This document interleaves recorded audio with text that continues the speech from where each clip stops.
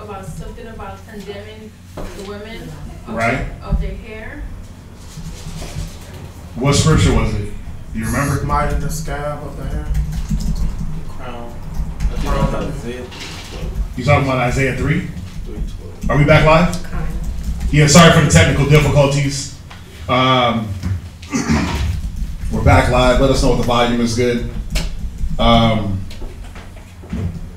Sister had a question on, if you got questions, put them through. The sister had a question. What was the question? He was talking about how the women were condemned with their hair.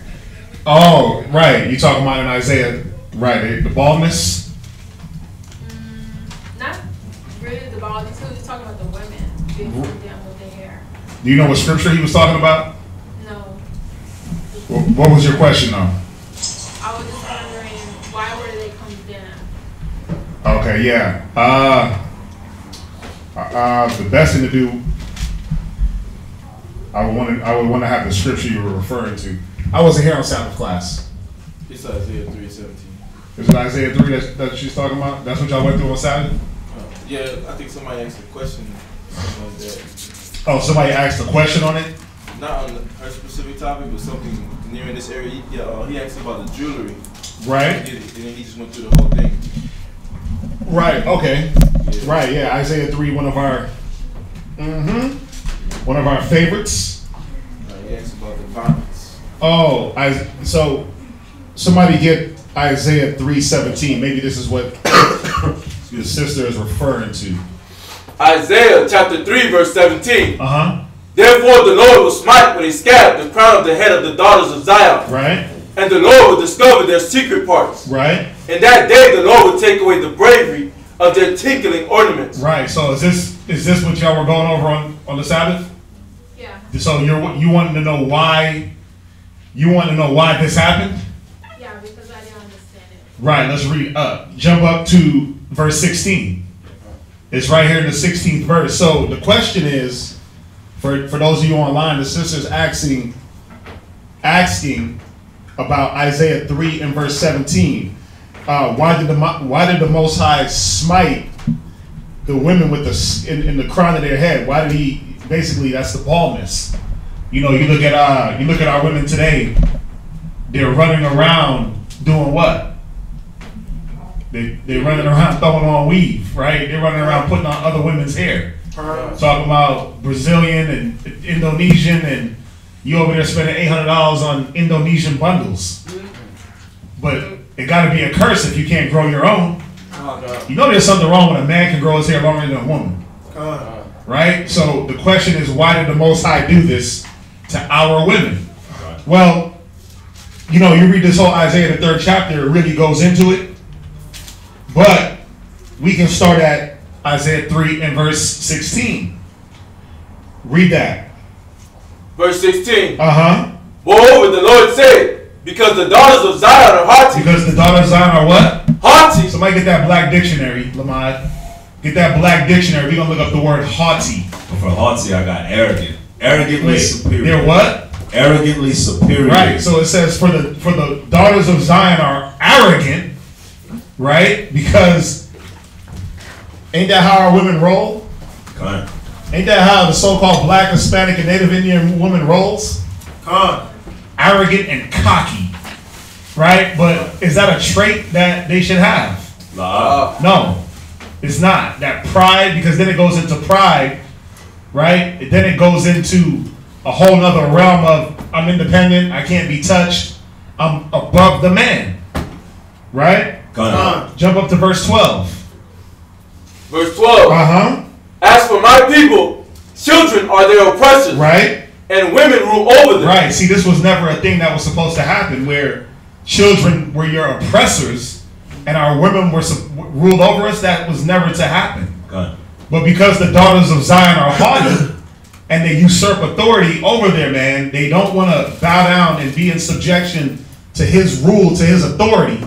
The Most High said, okay, I'm going to take away the thing that you glory in the most, which is what? It's not just the hair, but it's the beauty, right? It's all the things that Cardi B will hop on Instagram and be like, You know, it's 2017 or it's 2019.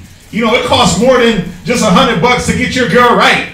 You know, she needs $300 for the wig and she needs $1,000 for the nails. I like Swarovski crystals. That's what she was on. Talking about Swarovski crystals. I never even heard of that. That's, you know, the store in the mall, Swarovski. Oh yeah. They sell like the crystals and the watch. She's like, that's what she puts on her nails. So her nails cost $300. Her wig is $800. I'm like, you know, there's a problem when you glory in having a wig. Remember when like your grandma had the wig? Why? Because she was literally going bald. Yeah. God. But now you 15 talking about a wig, a lace front wig. That's like a thing to have, and you got to have it in all colors because that's what they're teaching our young daughters to glory in. You had your hand up. What it mean when it say women's are? But when it says women are oppressors, Children's are oppressors. right? What it was saying was that because things were out of order with our nation, as they are now, children oppress us. Meaning, you know, if you talk to the typical Black or Hispanic single mother and you ask them, why do you celebrate Christmas? You know it's wrong, right? They'll say, yeah, but I do it for the kids. Right? That's a form of a child oppressing you because now you're doing things that are wrong, but you blame it on, I'm doing it to keep my children happy. You see that? Does that make sense? God. It says, and women rule over us, right? Now, when you go to somebody else get Corinthians 11, 2 Corinthians 11, right? That was never the order. Who got it? But let's make sure she writes it down and she gets it. 11 and verse 1. 2 Corinthians 11 and verse 1. Read that. 2 Corinthians 11 verse 1. Would to God ye could bear with me a little? No, that's not it. 1 Corinthians 11. I'm sorry. 1 Corinthians 11. All right. 1 Corinthians 11:1. Be ye followers of me, even as I also am of Christ. Right, so this was Paul speaking. Paul said, listen, be ye followers of me as I am of Christ. And he's going to show us how first everything should be established in a general order between God all the way down to the children. Read. Now I praise you, brethren, that ye remember me in all things. Right. And keep the ordinances. And keep the what? Ordinances. Yeah, he was saying, look, keep the order. Go ahead. As I delivered them to you. Read on. But I would have you know that the head of every man is Christ. Wait, the head of the man is the woman? Is Christ. Now, hold where you're at. When you jump back to Isaiah 3 and 12, it says, children are their oppressors and women rule over them. But that was not the order that Christ laid down. The order said that the head of the man is Christ, not the woman. Right? Read on, Jermaine. Every man praying or prophesying. I wanted that too. No, you skipped. Oh. Salat. And the head of the woman is the man. And it says the head of the woman is the man. See, the woman was not supposed to be over the man. You understand that? Okay, let's get one more scripture. Where you at? Hold where y'all two are at. Lamad, get Isaiah. Or Jeremiah. Jeremiah chapter 31 and verse 22. Jeremiah chapter 31. Y'all supposed to have these scriptures already ready to go, man. Verse 22. So we're understanding that the reason why the Most High had to smite the daughters of Zion in the scalp and take away their hair was because it was a lot of reasons, but that haughtiness, they try to propel themselves over the man. They try to usurp authority. Somebody else give me that one. Where are we at? Isaiah chapter 31, verse 22. 31 and verse what? Verse 22. Read. How long wilt thou go about, O thou backsliding daughter? Oh what? Backsliding daughter. Go ahead. For the Lord hath created a new thing in the earth. See, it said the Lord had created a new thing in the earth. Because this wasn't something from the old days. When Adam and Eve was on the earth, Adam had the rulership over Eve. So the new thing is what? Read on. A woman shall compass a man. Yeah, a woman is going to compass a man, meaning that y'all are going to surround and overtake the man. Now, America gives you that power. How? Because what do they say? Here's some food stamps, here's some Section 8, and you can just get the man out the house. Or, here goes some food stamps, here goes some tanning. You don't need the man to pay your bills. You can put him on child support, take the child support money, get your hair did, nails did, everything did, right? You can use that money to hit the club. You don't need no man. You got the independent woman starter kit, the battery operated boyfriend, a college degree, and some food stamps. That's like the independent women starter kit. You know what I'm saying? They give you the sex shop where you go get your little toy. They tell you to go to college, get you an associate's degree in nursing, right, or cosmetology. Y'all laughing, but it's real, right? They say, oh, go get you, go to Pima College, go get you an associate's, right, and then go get you a puppy, and you call your son daddy, right? That's the black woman independent starter kit. You don't need the man. Not only did America give you the ability to compass and overtake the man, but now totally disregard him out of your life.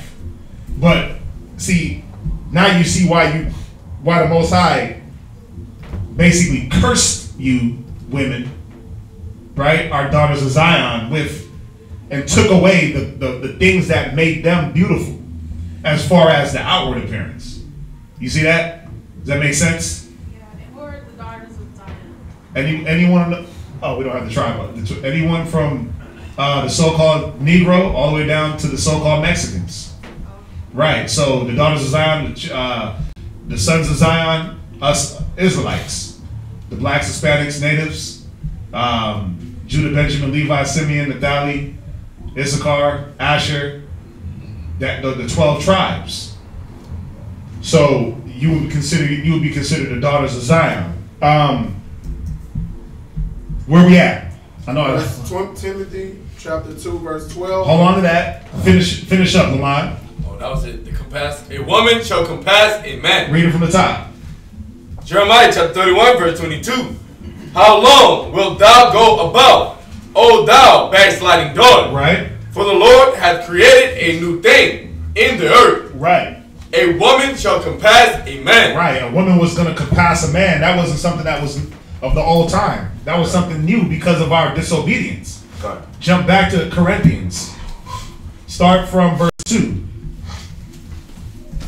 1 Corinthians 11:2. Uh-huh. Now I praise you, brethren, that ye remember me in all things, and keep the ordinances as I delivered them to you. Right. But I would have you know that the head of every man is Christ. Right. And the head of the woman is the man. Right. So Paul is reestablishing order here. Why? Because you had men in this church, men in Corinth that were being usurped. The authority was being taken from them by their woman. The woman was jumping up in church and acting like she was the man. Jumping up and taking the power that was never ever given to her. So Paul had to reestablish things through the Spirit of Christ and say, listen, y'all gonna follow me like I follow Christ. This is the order. You want to get your household in order? This is how you do it. These are the first principal things you have to understand. God, Christ, man, woman, child. I mean, think about it.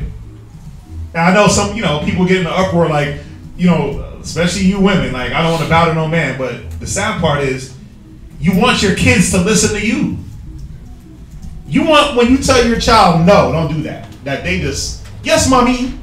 That's what you want. But you don't want that for yourself. You think it's a big deal to be,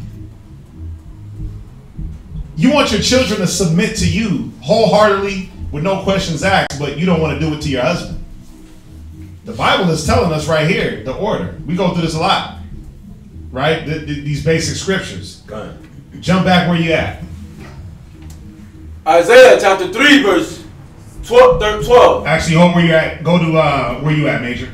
1 Timothy chapter 2 verse 12. So Paul had to establish the order because there was none. That's the thing. This new thing that was created, women were trying to usurp authority. So Paul had to come back and say, no, listen, this is what Christ wants. Read where you at. But I suffer not a woman to teach, nor to usurp authority over the man. Right. Now, I went over this the other day. It says, suffer not a woman to teach, comma, nor usurp authority over the man. So it's not saying, because a lot of people, like, I know that y'all's grammar skills sometimes don't be on point. And so you miss like certain like commas and periods and colons and semicolons. A lot of people don't know what they mean. A comma was a break in the sentence, but he never left off the topic. It was about a woman teaching or usurping authority over a man. It wasn't about a woman teaching. Because are not women commanded to teach? In Titus, right? He told the old women to teach the young women. So we know that it wasn't about a woman not teaching at all, but it was about a woman not teaching a man or usurping authority over her man or any man. Let's look up the word usurp. Very important words. Very important words that we got to look up so we can understand what the scriptures are saying. I seen a good meme saying Cardi B is going to be the reason why a lot of females aren't going to get married. Yeah, if you following her example. Yeah, you follow Cardi B. Come on. You know what's sad though? Cardi B will be ratchet as hell on Instagram and ratchet as hell on Facebook and ratchet as hell on Instagram. But even she knows she needs a man. Why do you think she running up under Offset? Why do you think? I mean, he's just raggedy as hell too, so he'll put up with anything. He ain't got no standards. That's the thing. The world ain't got no standards, so they'll deal with whatever. But even she knows she needs a man. She needs a father for her baby. Even she ain't really on that independent tip. Even when Beyonce was like, you know, independent women, oh my mama, independent, oh yeah, right? But then she came right back talking about cater to you, right? Did she not? Wow, she was married. I mean, come on, they pump to you this independent, haughty spirit, and they be married for like 10 years. They'll pimp the Jay-Z's and the Nas's.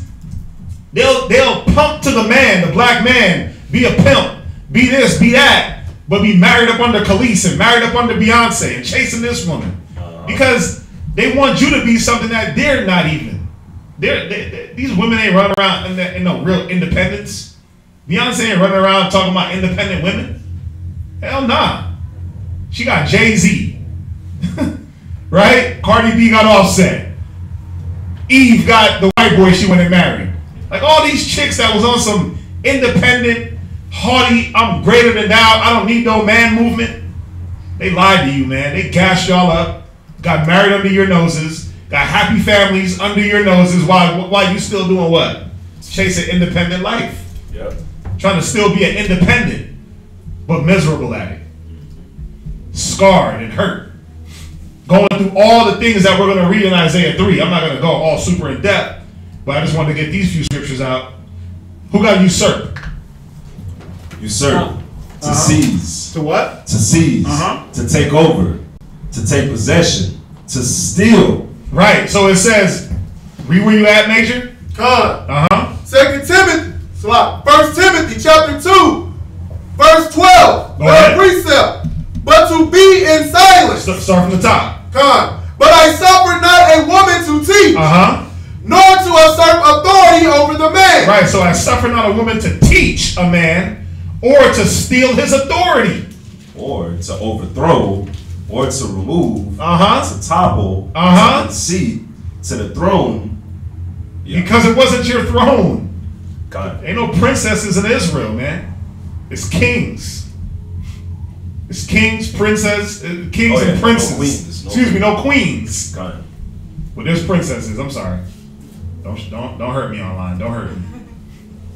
But y'all gotta understand that. So now we get back to Isaiah, and we understand. Well, Why did the Most High have to go to these extremes? Well, because that independent, I don't need a man's spirit was based off of my hair, my nails, my ride, the clothes I was wearing, my tinkling ornaments, you know, how much gold I was wearing, my gold chains, my bamboo earrings and Fendi bag. Ain't that what America tells you a woman is? Absolutely. Her handbags, if she ain't got no red bottoms, right? If her handbag don't cost $3 grand, if her bundles ain't glued down right or whatever, right? If she ain't got a full set, that's how they call it. That's what they call nails, right? A full set, right? If she ain't got the full set with the toes to match, you ain't no real woman.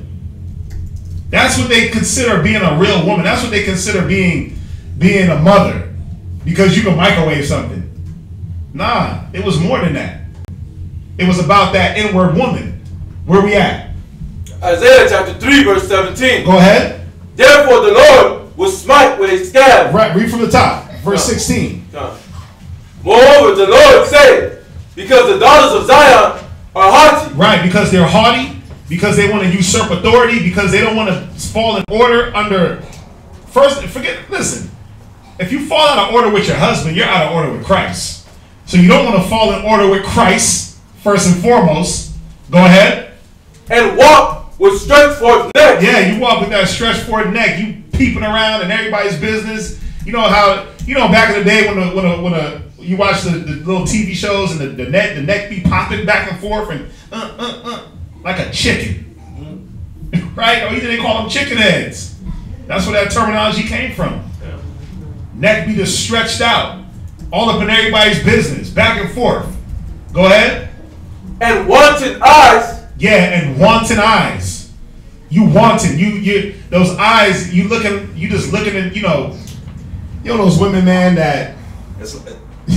Go ahead, go ahead. It's like the scripture that says that a harlot can be known by her eyelids. Right. You know those women when you're talking to her and she's staring you dead in your eyes like you a man, and it's all lust. It's all wanton. She's looking deep into your spirit, trying to entice. Yeah, the women weren't supposed to be like that. That's a shameless woman. God. Our women were supposed to be shamefaced. You wasn't supposed to just be looking on another man dead in his eyes like, "What's up, nigga?" Right? Looking at him like he's a man. But that's that haughty spirit that our women carry. Go ahead. Read on. Walking and mincing as they go. Go ahead. And making a tinkling with their feet. Yeah,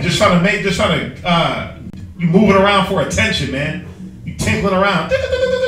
I'm here. Go ahead. Therefore the Lord will smite with a scab the crown of the head. He's going to do what? Therefore the Lord will smite with a scab the crown of the head. Yeah, man, now you bald. Now you can't take glory in your own hair. It's sad because you got to take glory in a Brazilian or the Indonesian. Or before that, it was the horse. Go ahead. The head of the daughters of Zion.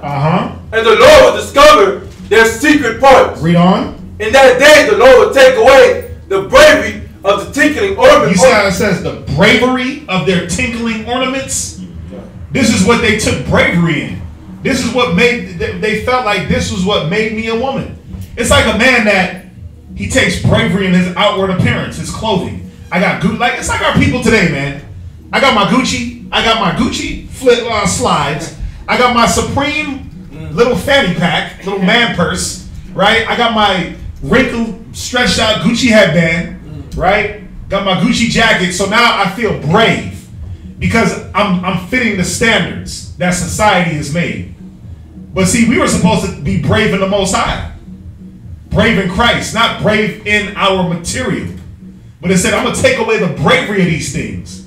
The things you put your trust in, I'm going to take that away. Go ahead. In that day, the Lord will take away the bravery of the tinkling ornaments about their feet. Read. And their calls and their round tires like the moon.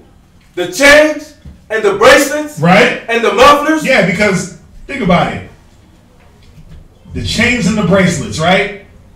If he didn't go to Jared, if he didn't go hit K's Jewelers and get you the 10 carat tennis bracelet, he wasn't a real man and he don't really love you.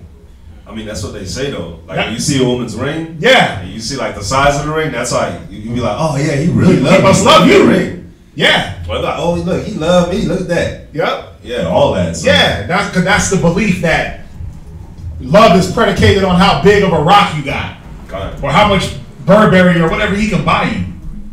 That's not real love, and that again, that's not what makes you a woman. Right. Because you can walk around in high heel red bottoms, like that don't make you a woman. It just make you a chick with some red bottoms. That's it. It makes you a female with red bottoms on. Read on. The bonnets and the ornaments of the legs, right, and the headbands and the tablets and the earrings, the rings and nose jewels. Because these are the things that beautified our people outwardly. Right? This is what, even when you read, I believe it's in Ezekiel, when the Most High said he cleaned us up, he beautified us. What is that, Ezekiel 16? He beautified us. Well, he beautified us with these things. It was the headbands and the bonnets and the ornaments and the chains and the jewels in the forehead. That was for the outward beauty. Move over so I can see. You understand it? Right. That was for the outward beauty. But we took it so far that we made that the only thing that we relied on. Yeah. Like, this is what makes me who I am. If I have this certain car, this certain bag, these shoes on, like, you ain't nothing if you ain't got a pair of Nikes on. Or I can't talk to you if you ain't rocking Louis. And nigga, what are you talking about? Who the hell is Louis? What the hell? Who the hell's that guy? I've never met a Louis. Louis Vuitton. I don't know him. Why do I want him on my back? You know, but this is how they program our people. If you ain't rocking Louis, if you ain't rocking some gay dead faggot, excuse me, if you ain't rocking some homosexual on your back, like niggas is still running after Versace. He's a known homo.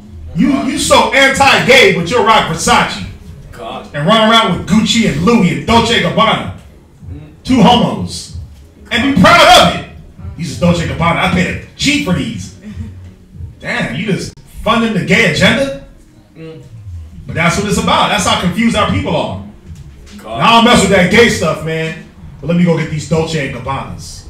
Let me go get these Sachis. Versace all over my body, right? And then you'll make a damn song to it. Then you'll make a whole song to it, but you ain't about that gay stuff. But idiot. Our people, man, are confused. It's sad. The material's got us. Man, the material, the white man, bro, he got us chasing him in every which way. But it tells us in Deuteronomy, man. It tells us in Deuteronomy that we would chase we would have to go to our enemy in thirst and in hunger and in nakedness. But that would mean you got to kill yourself for Versace and Gucci and fake gold on the rope. Read on. The changeable suits of apparel, and the mantles, and the wimples, and the crisping pines, the glasses, and the fine linen. Right, so to show, this is showing that we were, listen, from decades, we like to get decked out. We rock glasses and crisping pins and bonnets, earrings, nose jewels. We did all this, but is the Most High saying that that's where you're supposed to set is that where your mind is supposed to be on? No, go to 2 Timothy's. We're going to hit this last one. I mean, you understand it, right, sis? Right. Go to 2 Timothy's. And it's funny because we went over this kind of with the sisters on Sunday. What's the scripture in Timothy's that I want? Who got it? What sister was here? Who got it? Which one? Go to 2 Timothy's chapter 2 and verse. 1 Timothy's 2, right? Yeah. 1 Timothy's 2 and 9. 1 Timothy chapter 2 verse 9. Actually, let's get Peter's. Let's get Peter's instead. Go to 1 Peter's 3. Because this is more direct and to the point. Go to 1 Peter's 3.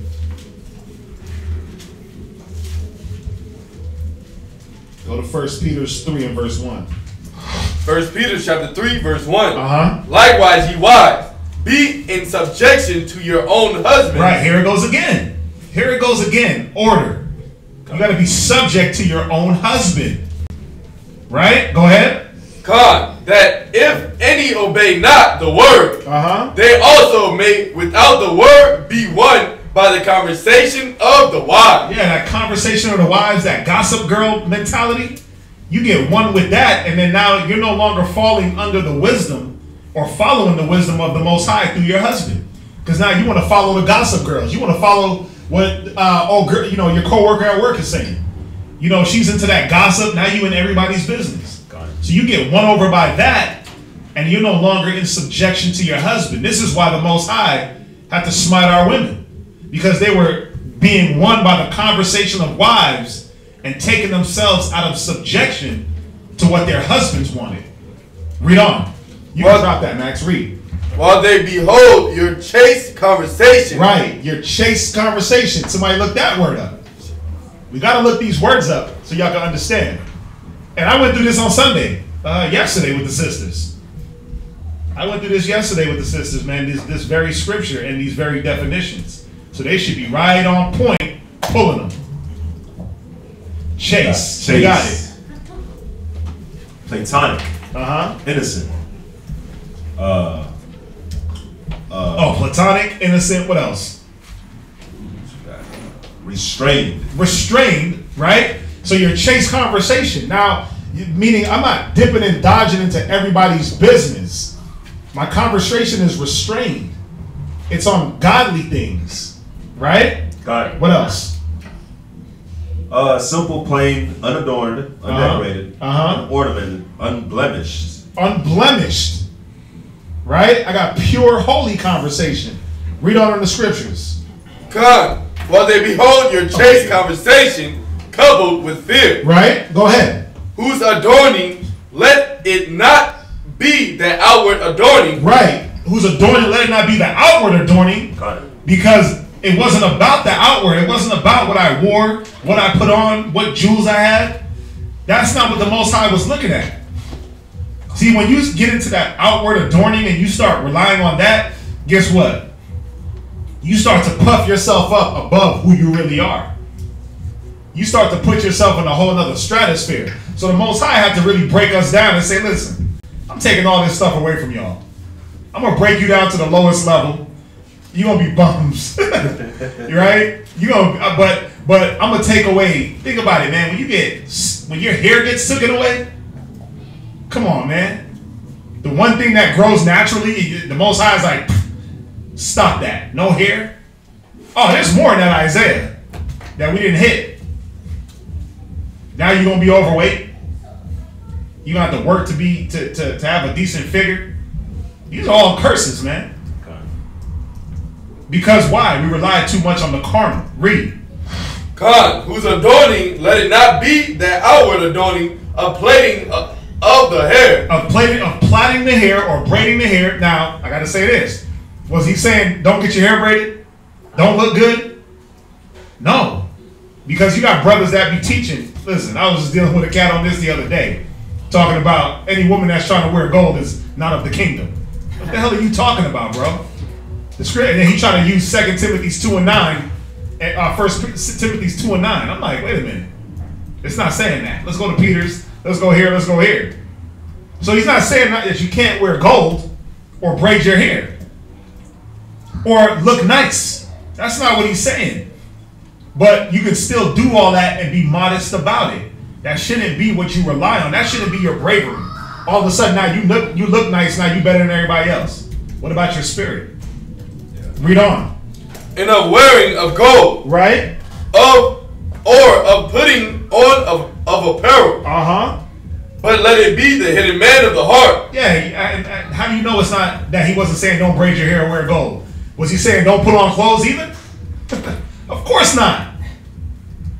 Of course not. But he said let it be what? The hidden man of the heart. Yeah, it was about that inward man. It was about that inward woman.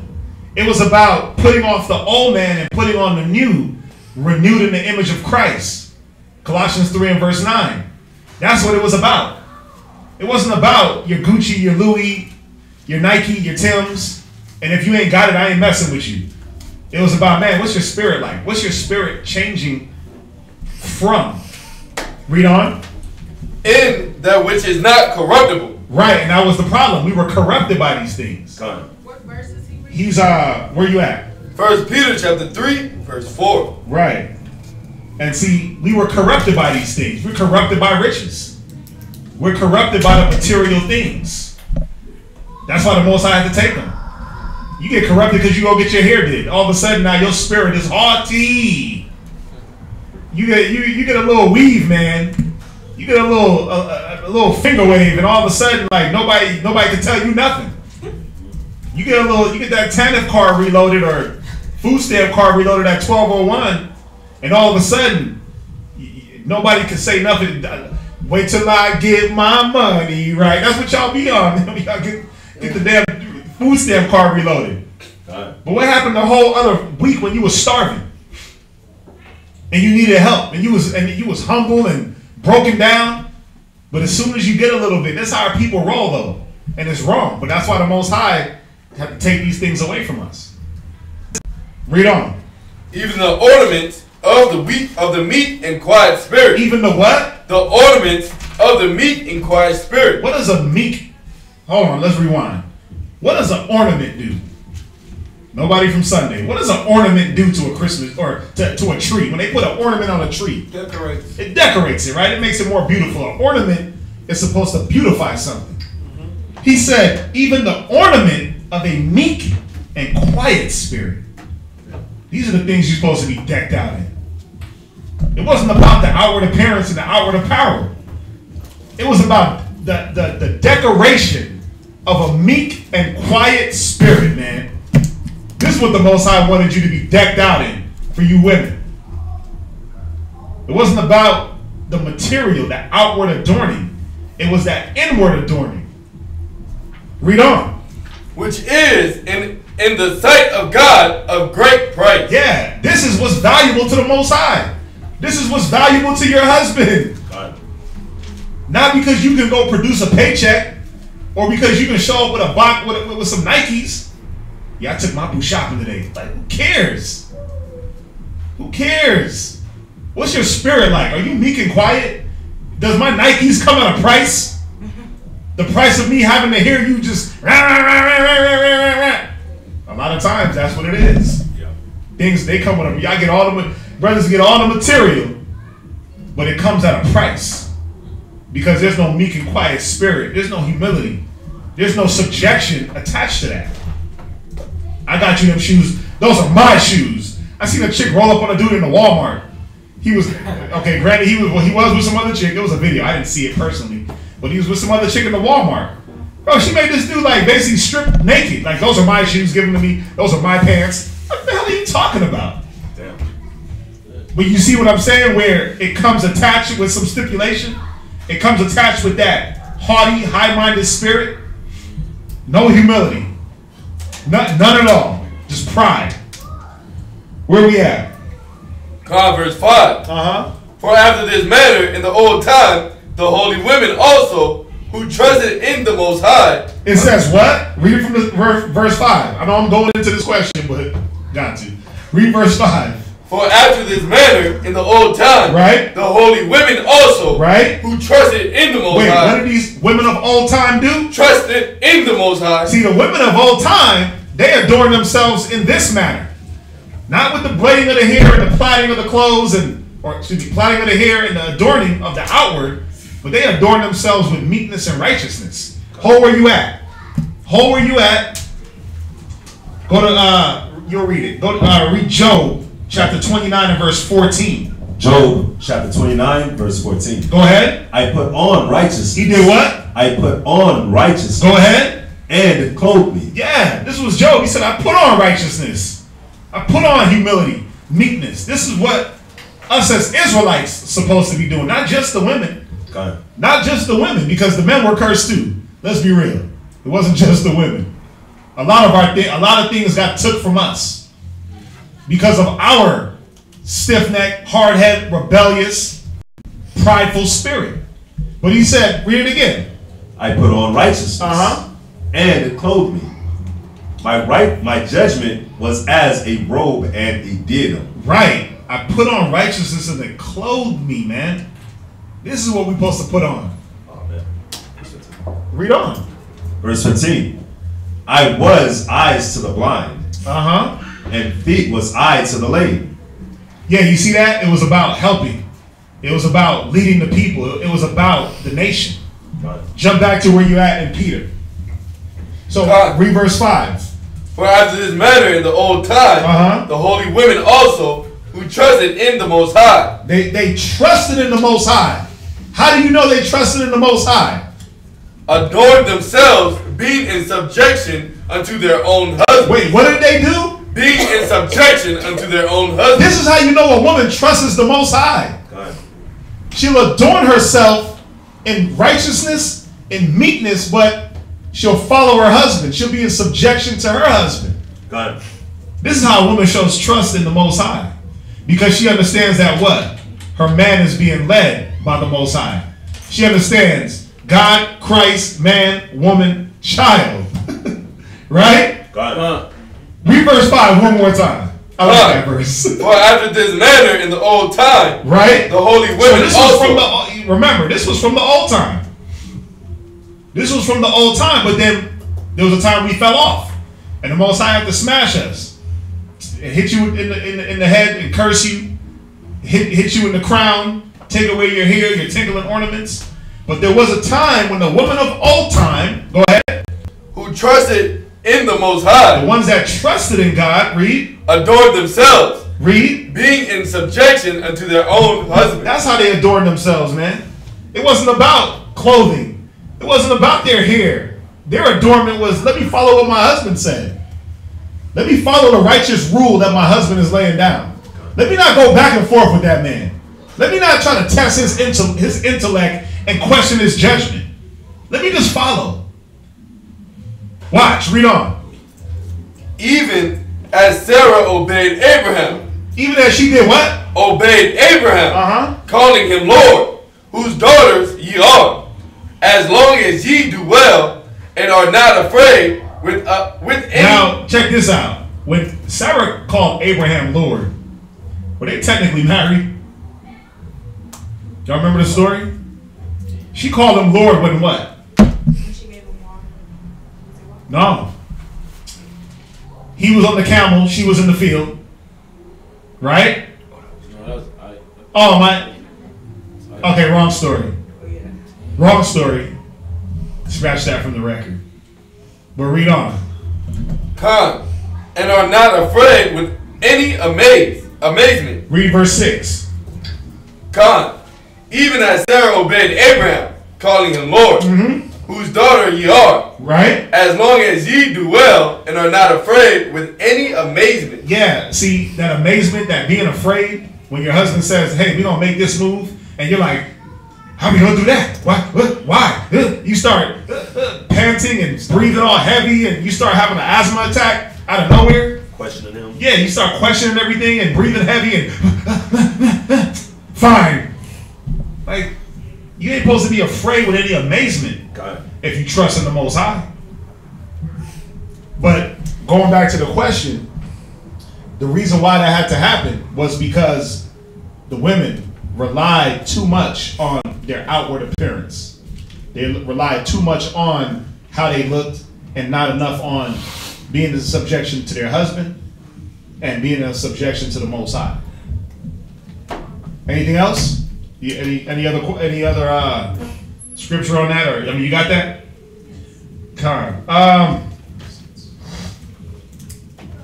Now I want to get into this class that we got.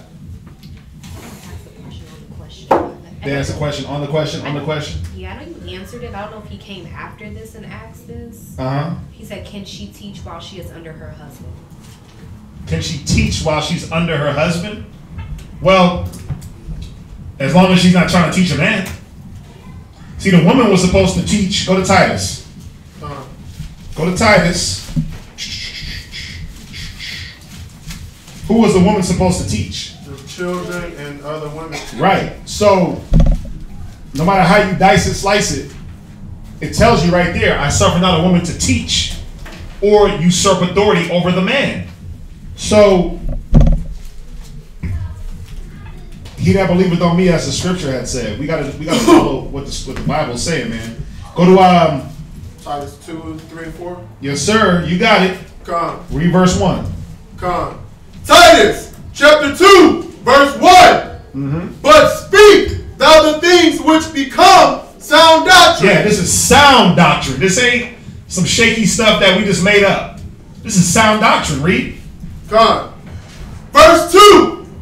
That the aged men be sober. Come on. Grave. Serious. Temperate. Right? Temperate, meaning not emotional. He's temperate in all things. Go ahead. Sound in faith. You gotta be what? Sound in faith. Read. In charity. In patience. Right. So the aged man, he had some responsibilities that he had to uphold. He had characteristics and standards that he had to uphold. So now the aged woman also, you just get off the hook. Like, well, the man got to do something, but I get to kick back. No. The aged women had duties also. Read. Verse 3. The aged women likewise. Come on. That they be in behavior as becometh holiness. Right, and we looked this up yesterday. Holiness, consecrated to the Most High. Right? Behavior that was consecrated or set apart for the Most High. Why? Read. Not false accusers. Go ahead. Not giving too much wine. Teachers of good things. Right, so they weren't false accusers. They weren't up in everybody's business, gossiping. Right? They weren't drunkards. They weren't given to too much wine. Did the women drink? Yes. But they weren't just given to wine like every day you showing up with a bottle. Every day you copping new liquor. No. Every night you got to have a nightcap to go to bed. No. That's not how our women roll. That's not how any man, a man or woman that you claim to be an Israelite, you're not supposed to roll like that and let liquor be your strength. Read on. Come. Verse 4. That they may teach the young women. That they may do what? Teach the young women. See, their job was to teach the young women. Remember, Timothy tells you, I suffer not a woman to teach, comma, or usurp authority over the man. It wasn't a pause, it wasn't a period. I suffer not a woman to teach, period. No, I suffer not a woman to teach. It might as well say, because this is how you would read it, if the comma wasn't there, it would say, I suffer not a woman to teach a man or to usurp authority over the man. That's what it would read if the comma wasn't there. The comma took place of the word man. If you understand the English language, that's how it works. I suffer not a woman to teach, comma, or usurp authority over the man. But I do let the women do what?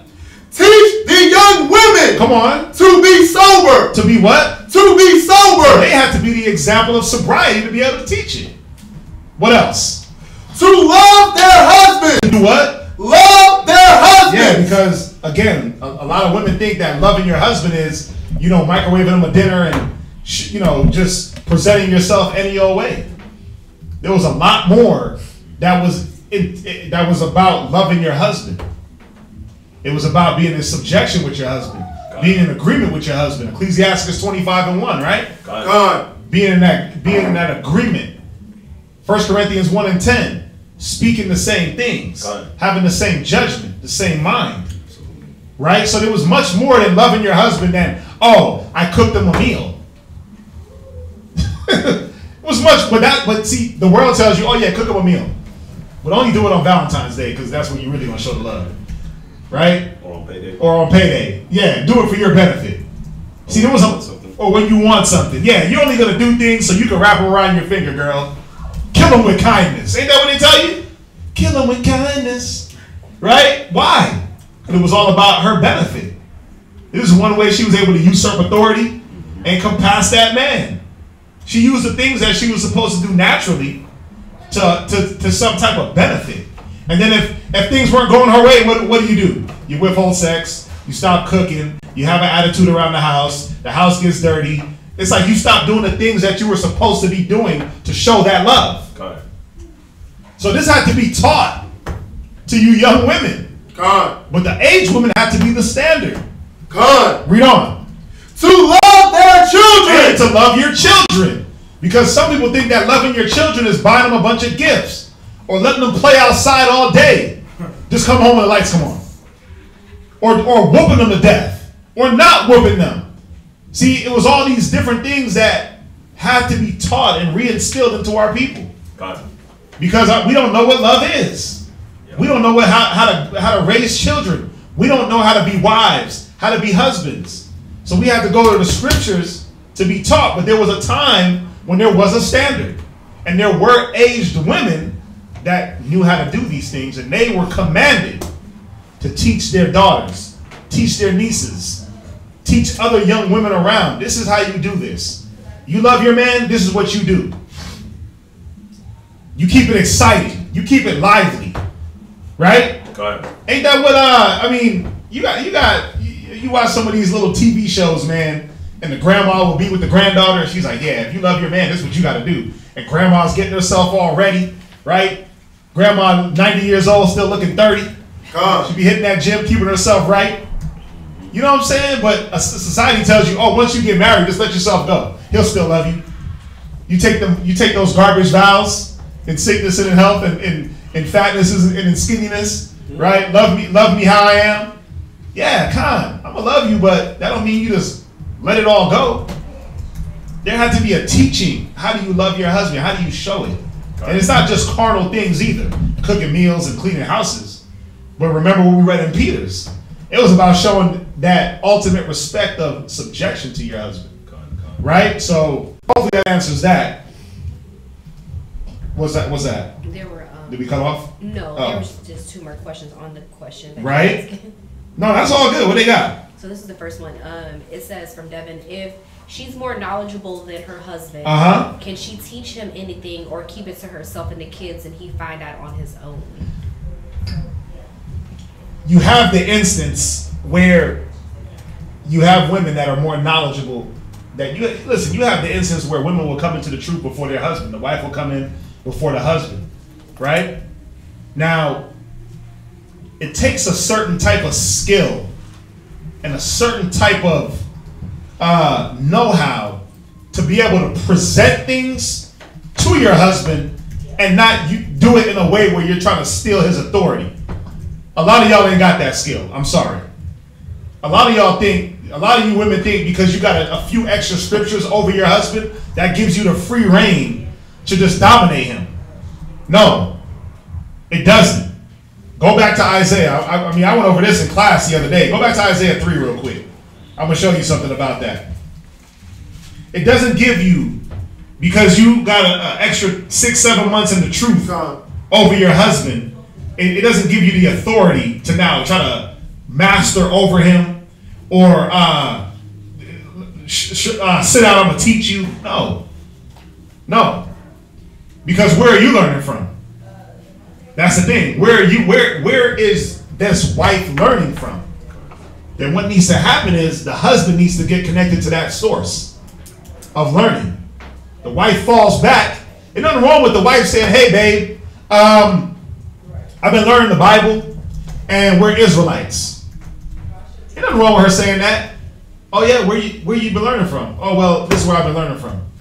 Let's watch it together. Right? Now, the wife might have been learning a little bit more. She might have been more diligent. She might have understood a little bit more, but it still doesn't give her the right, the authority. We just read it. I suffer not a woman to teach or usurp authority over a man, because you don't know how to do it even when you do present the information. Because of that pride, because of that haughtiness, you're like, oh, I know. You use that as an occasion to say, oh, I know more than my husband, so I'm going to try to take advantage. It don't work like that. Because if you don't relinquish control and let go, this is what's going to happen. Go to Isaiah 3. Go back. God.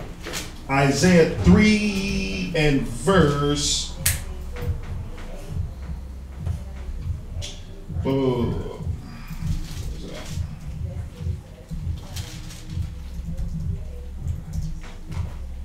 Isaiah 3 and verse 11. God. Isaiah chapter 3 verse 11. See, this is what happened when women were ruling over us and children were our oppressors. Read. Woe unto the wicked. Yeah, it's destruction. No matter how you dice it and slice it, It's destruction for a woman to try to take rule over her husband. It's out of order. So he said, woe unto the wicked. Go ahead. It shall be ill with him. For the reward of his hands shall be given him. Right. The Most High is going to reward you accordingly. So what's going to happen in the house? When the woman is still trying to hold on to power, just because she might have came into the truth a little bit before her husband, and not letting go of that control, and not giving him the chance to have that reign, what's going to happen? It's going to be contention. It's going to be fighting. It's going to be bitterness and backbiting and back and forth and arguments. Right? This is how you let Satan in your house. This is how you let Satan into your house. Ah, there was one. Damn. Hold on. This is how you let Satan in. So, what was the question one more time? So if she's more knowledgeable than her husband, can she teach him anything or keep it to herself and the kids and he find out on his own? No, and it's not about keeping it to herself. Information can be presented to the man, but it has to be done skillfully. It can't be done in a way where I'm trying to overbear, overtake. Again, if the woman is learning from somewhere, then the man needs to be directed to that same source. The woman falls back, lets him learn, and lets him take the control. That's how that's supposed to work. Not, oh, well, because I learned before you, that I'm in control and I know more. You don't know more. I mean, listen, I'm not going to go there. I'm not going to go. Where you at? No, I was going to go. No. I'm not going to go there, but yeah, you're supposed to relinquish control. And now, listen, if the woman really is that knowledgeable, if she's really that knowledgeable, she would understand 1 Corinthians 11:1. If she had that much knowledge and that much know-how, then the knowledge would tell her that she's supposed to be in subjection to her husband. So how knowledgeable is she if she's still trying to take control just because she got extra scriptures? I mean, right? Come on. How much wisdom does she really have if she doesn't understand order? She has none, to be honest. She just has a bunch of scriptures. She just been around a little bit longer, but you got to see it. A real knowledgeable woman, a woman that really has the spirit on her, she knows, okay, it's time for me to fall back.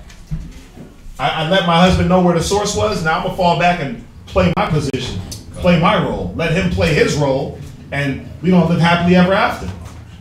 What else? What other question you got? Question. It says, what does it say? I'm sorry. No, you're good. What does it say that Jesus led his? What does it say that Jesus led his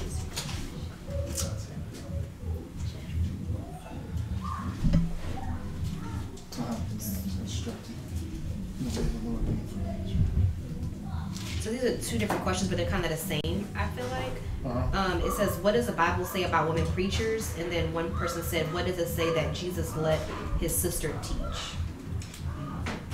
It says, what does it say about what? What does the Bible say about women preachers? This is for that, right? This question? No. Oh, what does the Bible say about women preachers? Mm-hmm. And then someone asked. Hold that question. We're actually going to do a class on that. Okay. And then someone asked, what does it say that Jesus let his sister teach? I don't remember reading that. I don't remember ever reading that Yahushua let his sister teach.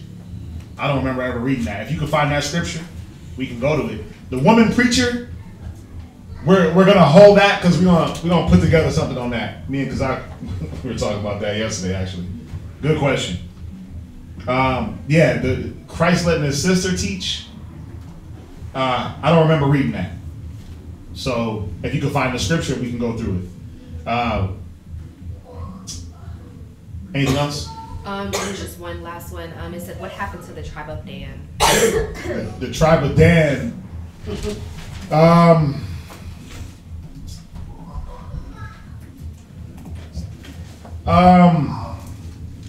hold off on that one. Obviously, we know they're not mentioned in the Revelations. Hold off on that question. We'll come back to that. Anything else? Let me count. That's it. All right. So the women teachers and the tribe of Dan question we'll get back to. I'm gonna let this brother go into his class. I'm gonna let him go into his class. What's the title of the class? So you think you made it? So you think you made it, right? So you think you made it. So you think you made it.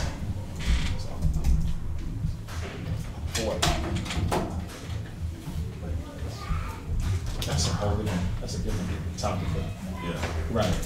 I meant that was like one of my questions.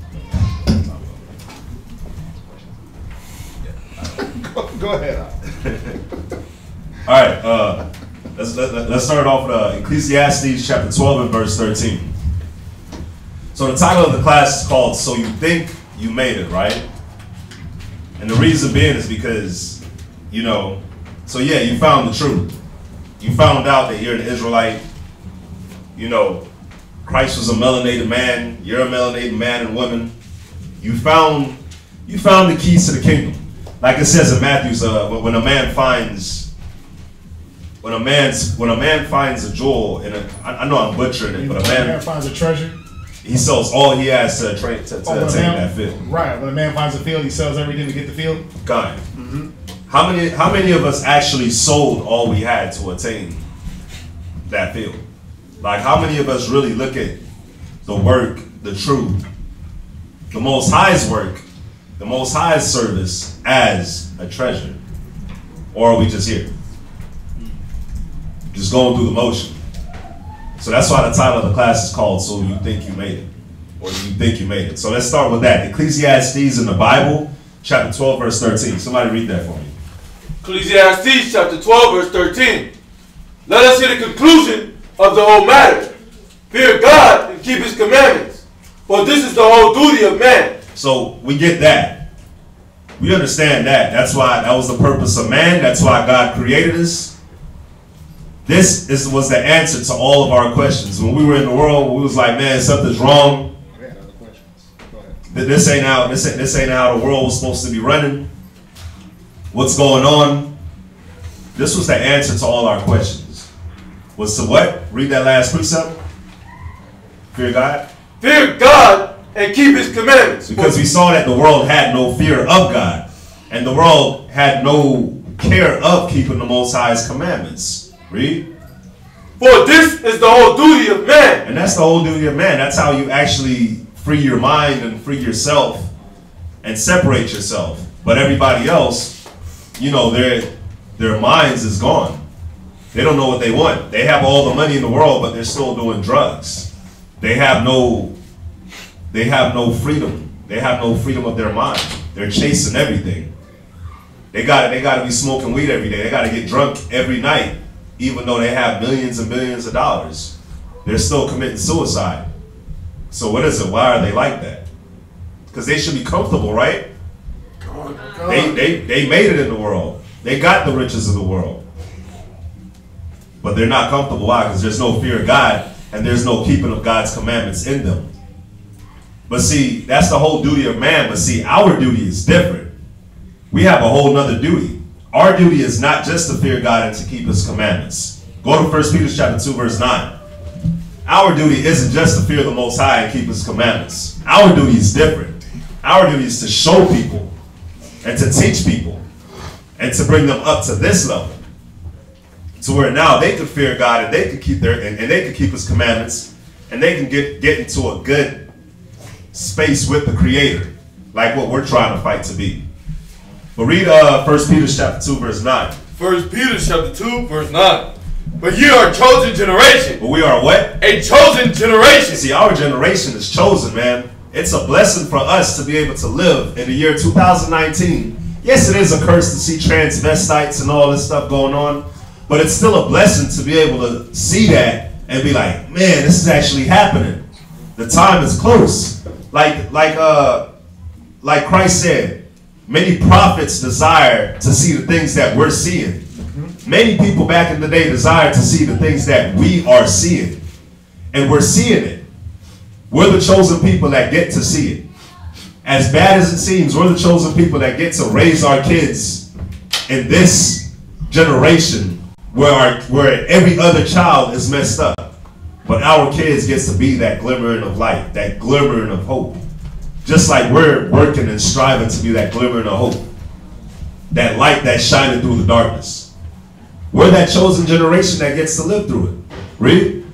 A royal priesthood. And this is the thing, man. We're a what? A royal priesthood. But see, a lot of our men, we don't, it's like we don't care about this part. That we're a royal priesthood. Not just a priesthood. Not just a Catholic priest. Not just a Christian pastor. We're a royal priesthood. We're the chosen of the Most High to do His priesthood, man. That's very important. So how are we a royal priesthood but we're smoking weed on the low? Or we're alcoholics on the low? Or we still act like children on the low? Or you stop learning how to be a priest a year in.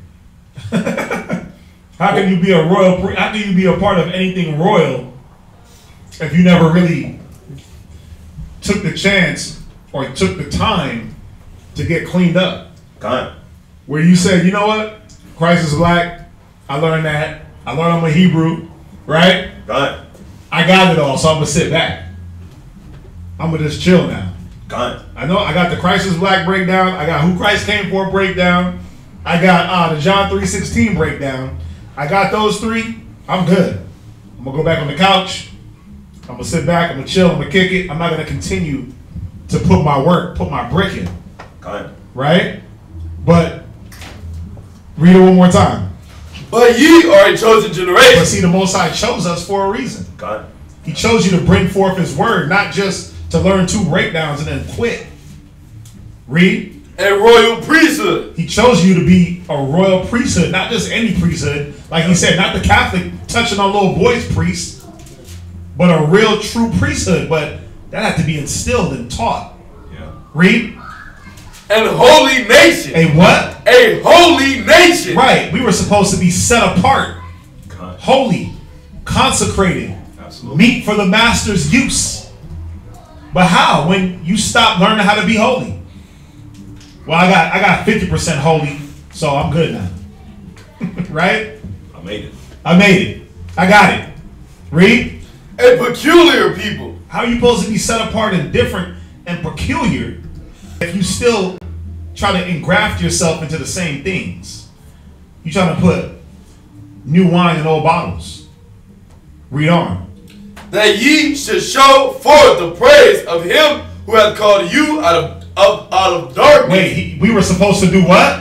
Have called you out of darkness. We were supposed to show forth the praise of the Most High.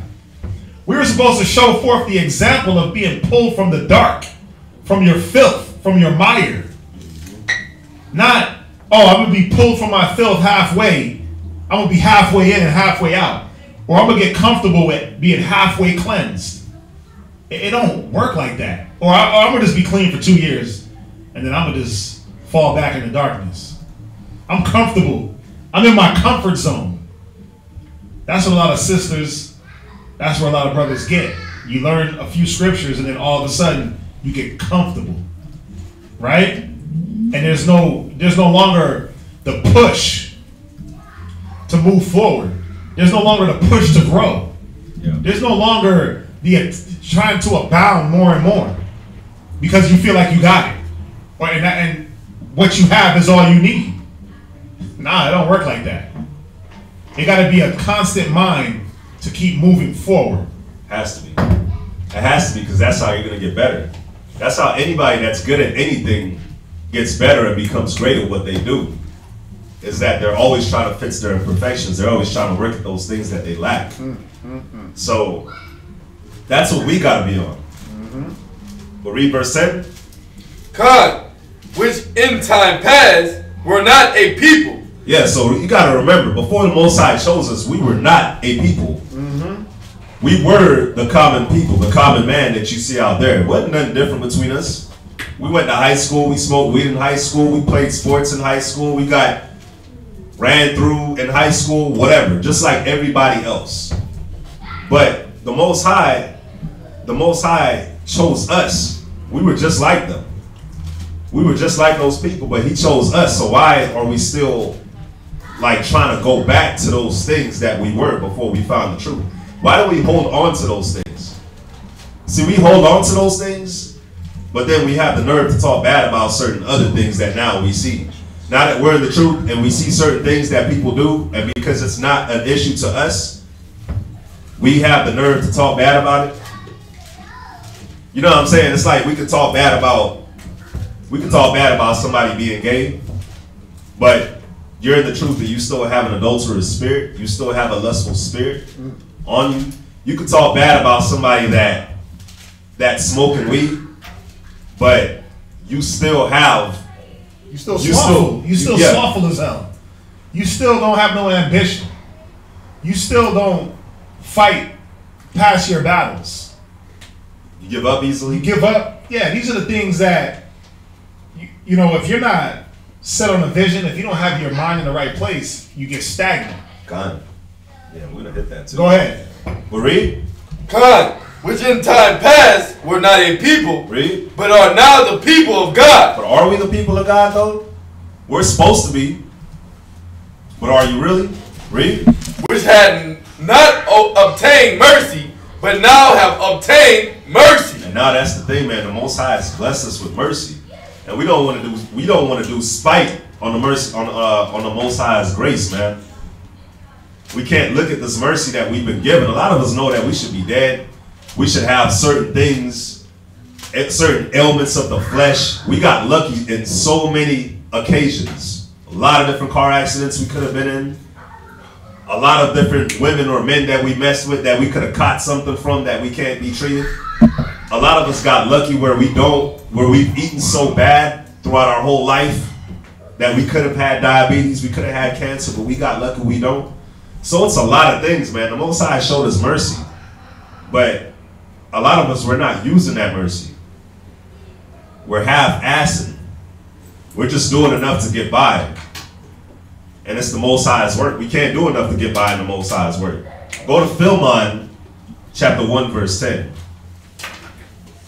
Not Philippian, but Philemon. We rarely go here. We rarely go to Philemon. But see, this is the thing, man. The Most High chose us to be a chosen generation, a royal priesthood in these times, to wake our people up and to be an example unto our people. We weren't a people before. We weren't profitable unto the Most High before, but now we're supposed to be profitable. Read this, Philemon chapter 1, verse 10. Philemon 1, verse 10. Go ahead. I beseech thee for my son, Onesimus. Go ahead. Whom I have begotten in my bonds. Read. Which in time past was to thee unprofitable. See, when we first learn about the truth, when we first come in, we're all like this. We're all unprofitable. Read. But now profitable to thee and to me. But this is the thing. Now we're supposed to be profitable. Not only to our camp, but to our brothers and our sisters outside of the school. They're supposed to see our example. They're supposed to see us and be like, man, what's up with you? What do you do? How come you always wear a dress? How come you're so humble? How come you don't act the way we do? How come you don't talk the way we do? How come you never want to do the things that we want to do? They're supposed to look at you and be like, man, something's different about you. You're not like other people. Somebody jump to, 2 Timothy chapter 4, verse 11. I hope y'all are with us here on this. You know, what he's bringing out is some good points that, you know, when we were in our former lives, we weren't profitable to anyone. When we were in our former lives, and we, like the scriptures say, we walked in the course of the Gentiles. Yeah, we were walking like brute beast animals. We weren't a people. But the Most High gave us that mercy. So what is it that makes us profitable? And what are we profitable for? Read that. 2 Timothy chapter 4, verse 11. Right. Only Luke is with me. Right. Take Mark. Uh-huh. And bring him with thee. Come on. For he is profitable to me for the ministry. Right. Just like in this instance, we were supposed to be profitable, men, women, and children, for the ministry. That's what it was about. Your calling, your chosen priesthood, the chosen generation, that was for you to be profitable for the ministry, to be examples and examples to the people. But what is it that makes us profitable? What you got, Max? What makes one profitable in the ministry? How? You striving. You having a vision of what role you want to play in the having a vision, right? Striving, right? Consistency, diligence, right? All these different things that if you lose consistency, you lose diligence, you're no longer profitable to yourself or others. If you stop striving and having a vision and a goal, you're no longer profitable to yourself and others. You're stagnant. You get stale. You see that? The whole purpose of man, keep the commandments, but it was to be profitable for the ministry. You're a chosen generation. Why? To be profitable for the ministry. Y'all understand that? From there, go to oh man, listen. You got another one? Yeah, I want to hit this real quick. Somebody go to Ezekiel chapter 16. Start at verse 1. We're going to read through it really quick. There's 2 questions on the topic. Let's see here. What is it? Wasn't all of y'all children chosen to see his glorious acts? That was 40 minutes. It says, wasn't all of Yah's children chosen to see his glorious acts? Because according to the word, nothing is new under the sun. Yeah, we all listen. Most High don't take joy in any unprofitable man or any sinner. So of course he wanted us all to see his glory and all make it to the kingdom. Is that going to happen? Because he wants it, don't mean that it's going to happen. We all got a choice. We all got free will. So it's every man's choice whether or not he wants to see the glory of the Most High and make it to the kingdom.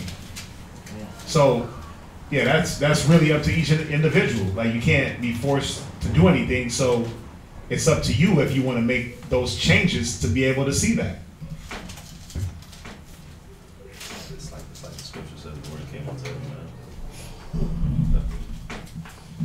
Where does it say that in the Bible what our job is? Where does it say that in the Bible? Where does it say what our job is? Well, we read it. It says this is the duty of man. Where's it at? And there's plenty of scriptures. That's not the only one. Yep. There's plenty of scriptures. We read it in Ecclesiastes. The whole duty of man is to keep the commandments. The scriptures tell us that we're ministers, right? We're servants. It tells us that we should be stewards of the word. It tells us to heal the sick. Right? I mean, there's plenty of places. That was Ecclesiastes. Ecclesiastes chapter 12, verse 13. Right. It reads, "Let us hear the conclusion of the whole matter. Right. Fear God and keep his commandments. Right. I mean, for this is the whole duty of man." Right. I mean, that sums it up. That sums it up in a nutshell. But there was still jobs in keeping the commandments. You had, if you desire to be a bishop, Timothy's 3, right? And then you had the duties of a woman. We read in Titus, like there was many different jobs in righteousness that we were to do. So it wasn't just one thing. It wasn't just keep the commandments. That's it. Yeah, the commandments entailed everything, but you had your bishop, you had your deacon, you had the duties of a woman. Paul would talk about being a steward, right? I beseech you, brethren, be a good steward of the Most High. So it's in many places, but to sum it up, the duty of man is to keep the commandments and follow the Most High.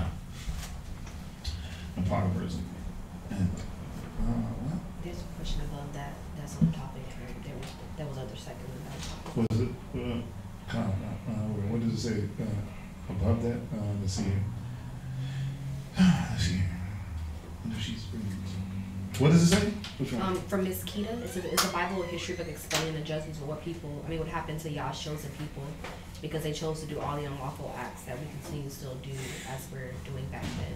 Is the Bible a history book explaining the judgments of what happened to Yah's chosen people because they chose to do all the unlawful acts that we continually and still do as they were doing back then? Yes.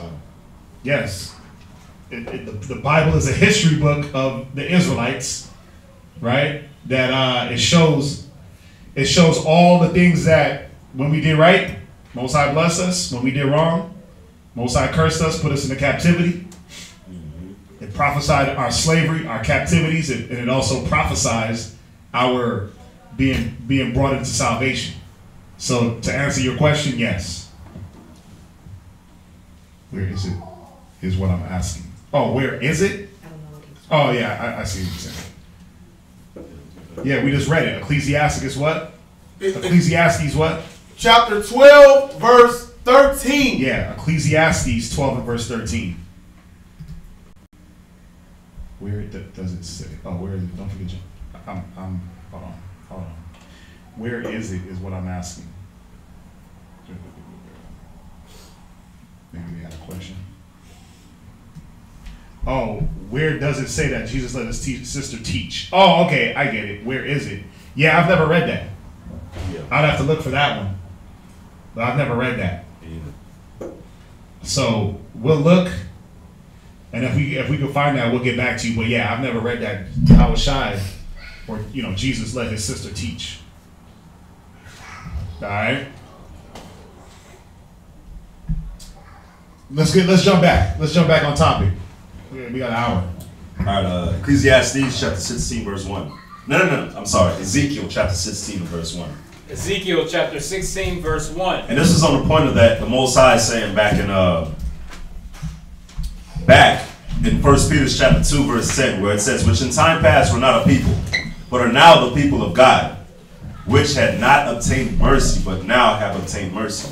So this is just to show that the mercy that the Most High had on us. Read Ezekiel chapter 16, verse 1. Ezekiel chapter 16, verse 1. Again, the word of the Lord came unto me, saying, Son of man, cause Jerusalem to know her abominations. And this is the thing. This verse 2 right here where it's saying, Son of man, cause Jerusalem to know her abominations.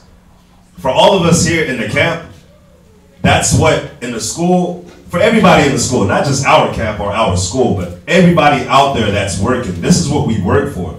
It's to cause our people out in the world to know their abominations. To cause them to see why you're working a 9-to-5 job and you're not getting paid anything. Why your life is so hard. Why you keep making the same mistakes over and over again that your ancestors made and that you made. But see, the Most High blessed us and he cleaned us up like we're from the read. But he blessed us and he cleaned us up for a reason. So that we may know this. Read verse 3. And say, Thus saith the Lord God unto Jerusalem. Read. Thy birth and thy nativity is of the land of Canaan. Read. Thy father was an Amorite, and thy mother a Hittite. What that's saying is our birth and our nativity, right? That's in the land of Canaan. Right now, we're not born in Jerusalem. We're not born in Israel. We're born in America. We're born in South America. We're scattered. We're born everywhere but in our own native land. Our parents are just like a Gentile. Our parents are pretty much Gentiles. They never taught us anything. Yeah, we had that. It's showing that we had that Gentile state of mind. God. It's showing that it says it. Thy birth and thy nativity is of the land of Canaan. God. Not saying that we're Canaanites. At all. Because people try to use this scripture and say, see, we're Africans. No. It said it's of the land of Canaan. God. Meaning the doings of the Africans. We do just the things that they do. We were mingled amongst the heathen and learned their works. Psalms 106 and 35. God. So we got to be real clear in understanding that this is not saying that we're Canaanites. But he said your birth and your nativity, you might as well have been raised like nothing. You might as well have been raised into nothing or from nothing. Got it. Read on. Verse 4. No, read on. Read on. And as for thy nativity, in the day thou was born, thy navel was not cut. Read. Right. He said the nativity is the land of the Canaanites. Your father was an Amorite and thy mother was a Hittite. So he was basically saying, you like these nations, man. The way you do things, the way you were not like a no people. You didn't have no history. You didn't have no land. You didn't have no God. You didn't have no power. You had no salvation. You had no order, no structure. Did these people have a God? No. Were they chosen? Nah. Right?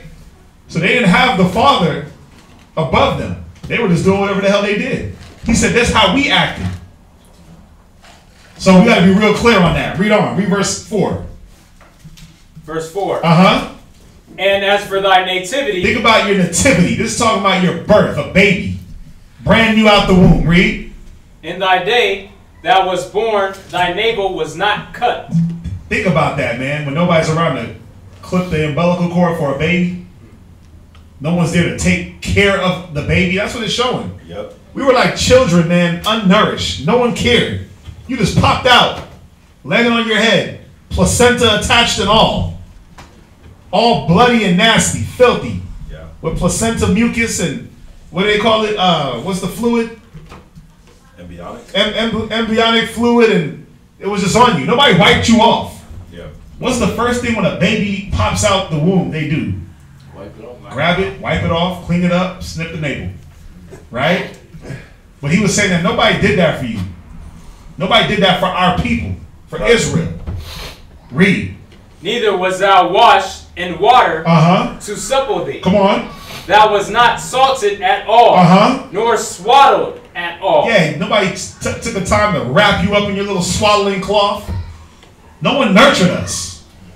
That's what this is saying, man. No one cared, yeah. No one cared about us. We were like brute beast little gremlin babies running around doing whatever we wanted. No one took the time to say, hey, let me clean you up. Hey, get your mind right. Hey, get off drugs. Hey, stop being a whore. Stop pole dancing. Stop doing this. Stop doing drugs. Stop selling drugs. No one took the time. Yep. Watch, read on. Verse 5. None eye pitted thee. Go ahead. To do any of these unto thee. See, nobody did. Not the pastor, not our teacher. The people that's in authority and the people that's in certain positions to do certain things, they for sure did not do this. Read. To have compassion upon thee. You see that question down there about But thou was cast out in the open field to the loathing of thy person. Go ahead. In the day that thou wast born. Verse 6, read that. And when I passed by thee and saw thee polluted in thine own blood, I said unto thee, when thou wast in thy blood, live. The Most High said what? Live. And that's what the Most High said to us, man. We was going down, what path was we going down? The drain. Literally. You was Brenda had a baby dumped in a damn dumpster. That's what we were. Brenda got a baby. What did she do with that baby? She put him in the dumpster. That's what we were. We were dumpster babies. Right? Nobody cared. Nobody cared to say, man, this baby's crying. Right? Let's feed him. Nobody cared, but the Most High, He cleaned us up. He made us that royal priesthood. He gave us the instruction. He gave us the tools to come back to be His people. Gone. You see that? Gone. He gave us the wherewithal. He gave us instruction. He gave us judgment, statutes. That's what He did. He did that for us. He did that for you. Gone. When you was out there smoking weed, when you was out there just doing nothing, being lazy as hell, right? When you was just roaming the streets like a vagabond, house to house, nothing to do. Right? When you were the little pole dancer, when you were doing these things, man, nobody cared about you because nobody was like, hey, you should stop doing that. They were like, yay, keep doing that. Right? Keep destroying yourself. We were the astonishment, like I said in Deuteronomy. Yeah. Damn, all they stock amongst nations. You said what? Laughing stock amongst nations. Yeah, you were the laughing stock, but then you were woken up. Then you were the wisdom was delivered to you, and it woke you up. But were you supposed to? The point is, when you got cleaned up to a point, where did the cleaning and the cleansing stop? It wasn't supposed to. It wasn't supposed to. Exactly. But for some, it does. It's like, oh yeah, my face is clean. But what about your teeth? You forgot to brush them. What about a bath? You forgot to get your clothes cleaned and ironed. Like, you halfway got cleaned up, and then you think like, oh, I made it. I got the Bible. I'm good. I don't have to do anything. I don't have to perform anything. I can just be the 5-year trooper, the 8-year trooper, right? But that's not what the Most High wanted for you. The point was for you to abound more and more and more, right? So jump back to Matthew. Chapter 5, verse 13. The whole point was for you to get the word, get the cleaning, and then keep cleaning. But not just yourself, but the others around you. The point was for you to keep being glorious. Keep being the salt of the earth. Got it. Right? You weren't supposed to be the salt that was salty and all of a sudden you lost the flavor. You weren't supposed to be the flavor of the salt. Then you ain't really salt. You ain't really worth nothing. Exactly. Read. Watch. Matthew 5:13. Read. God. Matthew chapter 5 verse 13. Ye are the salt of the earth. Right. Yeah, we the salt of the earth. We're the flavor. We're everything. It's like the salt is everything to the food. Literally. Not everything to the food, but the salt is what brings what brings the food together. It enhances. God. The salt enhances. Salt is an enhancer. Too little salt, food is bland. Too much salt, it's too salty, right? Yep. Just the right amount of salt, and it brings out the flavor. Most High said we were the salt of the earth. Go ahead. But if the salt have lost its But if the salt have lost its savor, come on, wherewith shall it be salted? And that's what we got to ask ourselves, man. Have we lost our savor? Have we lost our will? Have we lost our determination, our care, our drive? Did we lose it? Our motivation? Our motivation? What's up? A quick question for the last scripture that was read, Ezekiel 16. Did it end at verse 7? No, you can read that all the way down. Yeah, you can read it all the way down. We ended it there, but you can read that down to, you can read Ezekiel 16. That goes all the way down to, yep. That was decked in gold. You can read that down to verse 14. God. You can read that down. Listen, you can read the whole chapter. Yeah. Because you know what that goes into though? What we were reading in Isaiah 3. Yep. God. That goes right within Isaiah 3. How the Most High beautified us, but then we took pride in that beauty. We took too much pride in that. God. Right? But the point that we were trying to make was that you were pulled from watch. The point why we went there was this, man. The Most High is the one that cleaned us up. Right. We didn't clean ourselves up because we would have cleaned ourselves up before we found the truth. We would have been good. Like the scripture says, the whole need not of a physician. We're here because we were sick. We're here because we had things that we needed to get cleaned up off of us. We were that baby that was born without the umbilical cord cut, without being taken care of. That was us. But the thing is this, the Most High is the one that showed us mercy, that showed us love and care, and took care of us, and cleaned us up, and has now made wisdom to shine on us. But the thing is this, man, it's like we don't care. We give the Most High bare minimum. We give him just enough.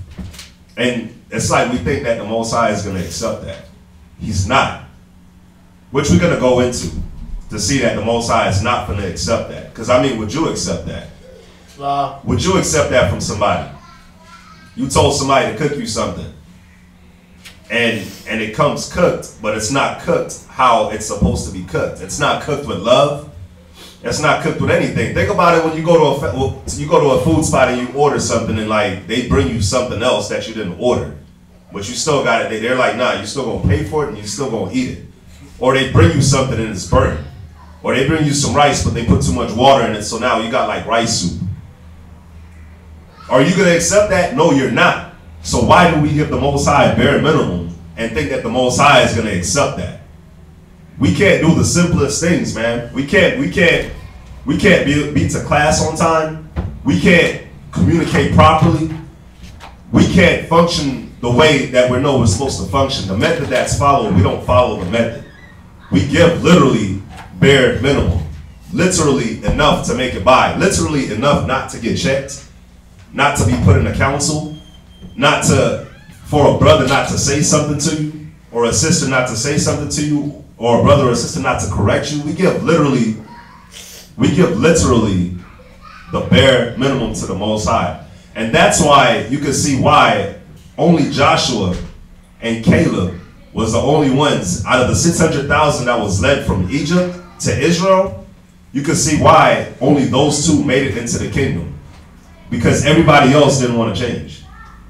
Everybody else loved the filth that they were in. They loved Egypt. And it's like, that's like what it is with us now. The Most High blessed us with this knowledge and this wisdom. And he cleaned us up so that we can go and clean others up. But it's like we don't care. It's like it's not important to us. We don't study. We rather play video games than get in the book and sharpen ourselves. We rather watch 1 million Netflix series and 1 million movies than study. Than communicate with a brother and a sister. We rather not do anything. We rather sleep and just wallow away while our nations getting destroyed. Our family, our kids going to eventually get destroyed. We don't want to do anything. So the Most High blessed us with this knowledge for a reason. We're the salt of the earth now for a reason. But if we lose that savor, like it says, wherewithal shall it be salted. Go ahead and read. If you lose that Savior, how are you profitable to the ministry? How are you profitable for the one thing that you were made to serve? Ain't you useless? Truthfully? I'm not trying to be mean and rude and harsh, but if you're not profitable to the one thing you were created to do, if it's about keeping the commandments and following the Most High, if you do that bare minimum and you're on autopilot, then how valuable are you to the Most High? You're not very valuable. Right. That's why the Most High said he can raise up stones to worship him. Right? Did you say that? Because he don't want that bare minimum spirit. He don't want that I'm in my comfort zone spirit. He wants that spirit of power. That spirit of I always got to get more and more. Not like, oh, I got 4 breakdowns, I'm good. I got it. I'm gonna sit in class, I'm gonna be a reader my whole life. You don't want that spirit. Student. I'm gonna be a you said a what? A professional student. I'm a professional class goer. Right? Read on. It is thenceforth good for nothing. It's what? Thenceforth good for nothing. Yeah, if the salt can't salt the food, it's good for nothing. If we don't fall into what the Most High wants us to do, our jobs, then we're good for nothing. Read on. But to be cast out and to be trodden underfoot of men. Yeah, you just that salt that they throw behind the back for a you know how they do that? Those little throw the salt behind your back, break your mother's back. I don't know. It's like some bad luck. Yeah, you just read on, man. No, you're like the salt that they. Nah, you can't even be. I was gonna say you're like the salt that they put on the roads when it's snowing. Even so that's salty. Trash, but even that has a purpose. And it has a purpose, and that's real salt. Yeah, it's real salty. Even that has a purpose, but read on. Verse 14. Ye are the light of the world. Right. We're supposed to be the lights of the world. You're supposed to, when you were filthy in your pollution, you weren't a light. Your light was dimmed out. It was dark. It wasn't even lit. But then you got sparked. And now you're supposed to be a light to the world. But how? How are you the light to the world when you barely putting oil in your lamp? Your lamp is like, it's barely being sparked anymore. The oil is running out. You're not re-oiling your lamp, man. When it's time to light things up, it's like, damn, where's his light at? Where's her light at? It's flickering. Time to change that bulb, right? God. What you do with a light bulb that's out? You change it. You disregard the old bulb and get a whole new one. Read on. A city that is set on a hill cannot be hid. Right. A city that's set on a hill can't be hid. Why? Because that city is lit up. Read on.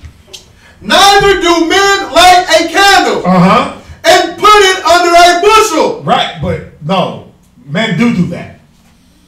The ones that are good with just the bare minimum. The ones that are good with just, I got a few things and I don't need to attain to more. The ones that are caught up in distractions. They're good with just, yeah, I'm going to take my talents and bury them. I'm not going to really be a light to the nation. I'm not going to be a light to anybody. I'm going to hide that light. I'm going to hide that light in the bush. See, the Most High don't want that. It reminded me when you asked earlier, like, what makes us profitable, and I think it's Paul. They talk about how he was addicted to the ministry. Yep. And it's a Corinthians. And that's what I've been thinking of, like, Corinthians 15. What does it take for someone to be addicted to the ministry? Because I've been thinking, I'm like, man, y'all give a lot of y'all's time, y'all's energy, and for someone to just sit around and like, man, I can't like not participate. Like it's like you just like a vampire, you know, just sucking the energy away and not utilizing that like the time that y'all put in. It's commendable. So, I mean, like I'm just now getting addicted to it. Like, man, this is wonderful, man. Because like regular school, just to even like get like a license or something like that, or a degree. You got to invest your time, one, but also they want your money. So, you know, it's just like it's more in depth because y'all working on everyone's spirit. Like this is, you know, with the Most High. So, and that's what it's about. Being addicted to the ministry, you first have to understand that this ain't part-time. You can't be a punch clock Israelite. Like, it's 10 o'clock, brothers. I'm off the clock. Mari will tell you, I stay on my phone. It probably annoys her. I be on the phone so much I get headaches. Right? Because there's no punch out. Listen, if I'm in the middle of sleep and I get a phone call, I gotta wake up. It ain't like, I'm asleep, brother. Hit me, man. You think Kazak is like, oh, you sleep? I'm gonna hit you back. Kazak goes, shalom, man. 10 minutes into the convo. Oh, snap, were you asleep? Not no more. Right? Not no more. I don't, you know, we don't have those, that luxury of, oh, it's 9 o'clock, I'm not ready yet. Oh, I'm not ready to counsel. I'm not ready to teach. We don't have that luxury. For some, it's a luxury because why? They got to get ready because they got to purge out all the video game that they just did the night before. They got to purge out all the drinking. They got to purge out all these things that they let take away the addiction of the ministry, take away from being able to counsel, teach, grow, right? I got to purge those things, and then I'm ready. But it's like 3 o'clock in the afternoon. What you mean? I already lived the whole full day by 3 o'clock. By 3 o'clock, I'm like, wow, I done did so much. I done had like 8 counsels. Man, if y'all only knew. If y'all only knew. So, but this is the thing. You got to love what you do. you gotta say, I love what I do and I'm doing it for my people. I'm doing it for a purpose. Because if it ain't out of love, then it's not gonna last. And you're not gonna take joy in, yeah, I get an early phone call, I get late phone calls, I help brother spirits, I build men here, I help build households here, I see children grow. You know, you're not gonna take joy in that. You're not gonna take joy in your own household. You're gonna be lazy in your own house. If you don't do it for real, for real, for real. If you just punching the clock, you're gonna punch the clock in your own house. So now when your rib needs you, babe, I'm busy, I'm on a video game. Oh, babe, I'm busy, I'm at the gym. Oh, babe, I'm busy, I'm doing this. At least I can say that if I gotta push my rib to the side, I'm counseling. It ain't like I'm on the video game or doing something that doesn't have to do with the camp or the Bible. You know what I'm saying? That's you should never stiff arm your rib because you're busy playing damn Halo. Or you gotta go get a pump. Or you gotta go hit the club or like, nah. At least if you have to tell your wife or you know, hey, I'm busy right now, it's because you're in the middle of a council or you're in the middle of something that has to do with the body. You see what I'm saying? So that addiction has to come out of love. It has to be really something that you want. Where we at? We're gonna go to Proverbs chapter 29, verse 18. Just want to finish that one up. Finish it up. But on a candlestick, and it giveth light unto all that are in the house. Right, it does what? Give it light and give it light unto all that are in the house. Yeah, but some cats get selfish. They're like, yeah, well, I'm lit up, I'm good. They don't want to light up their house. They don't want to light up the things around them. As long as their little circle is cool, they like, I'm good, man. I'm gonna be bare minimum. I'm comfortable. I'm good with where I'm at. But you were supposed to be that light for the nation. Yeah. What's up? Yeah, you was gonna say. I was gonna say. What you got? Go to on that point.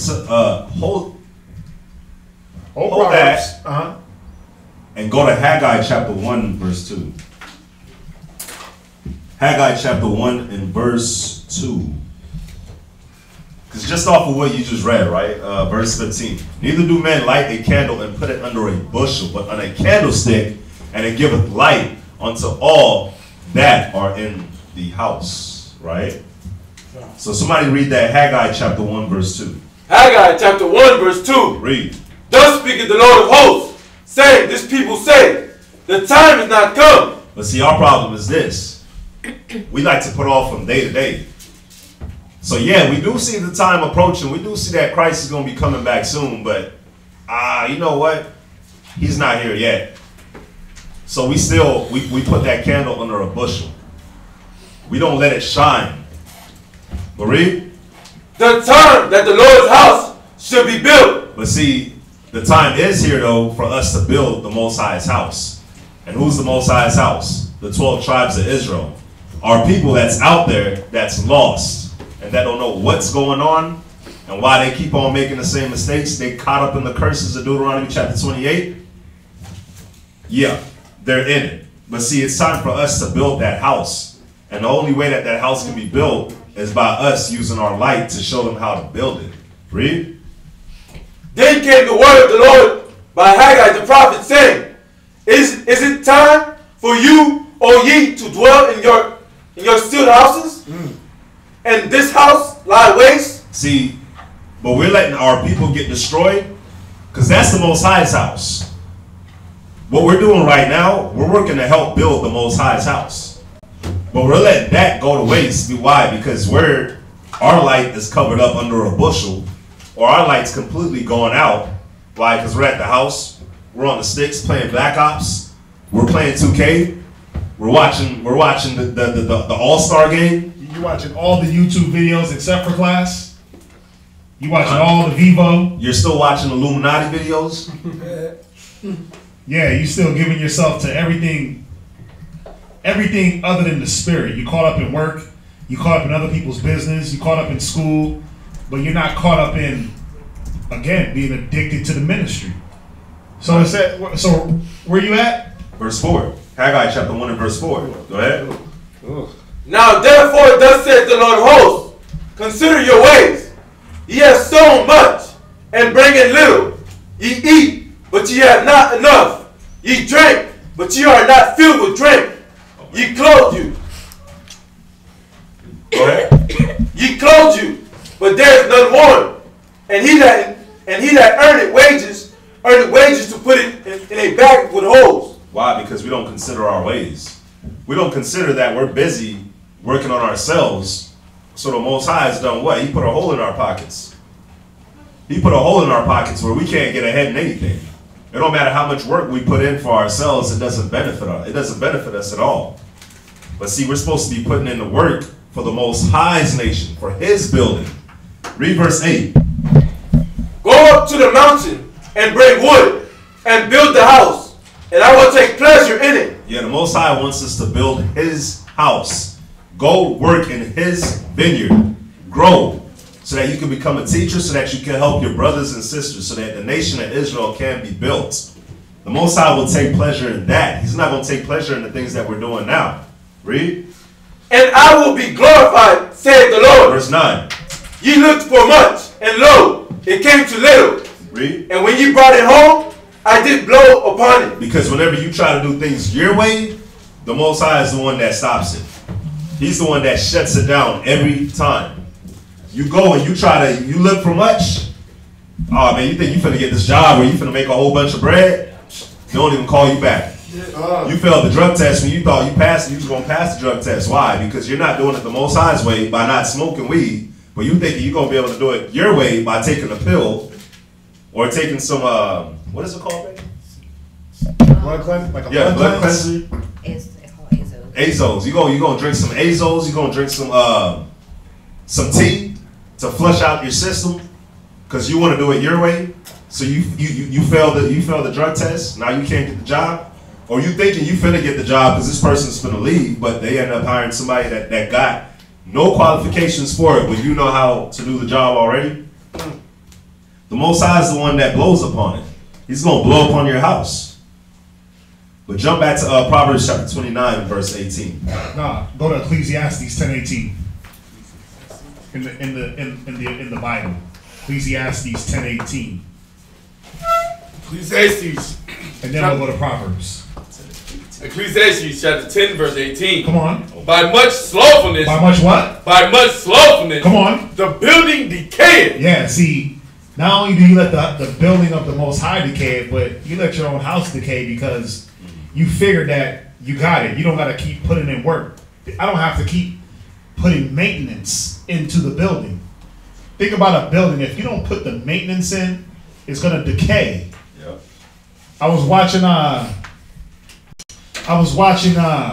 something on Netflix about the world's most busiest cities, and one of them was Moscow, Russia or whatever. It's Moscow, the city of Moscow, and they got something there called, it's a statue. They say it's bigger than the Statue of Liberty, and they got a guy there that he has to do the upkeep and scrape away all the rust and all, because it's right on the river.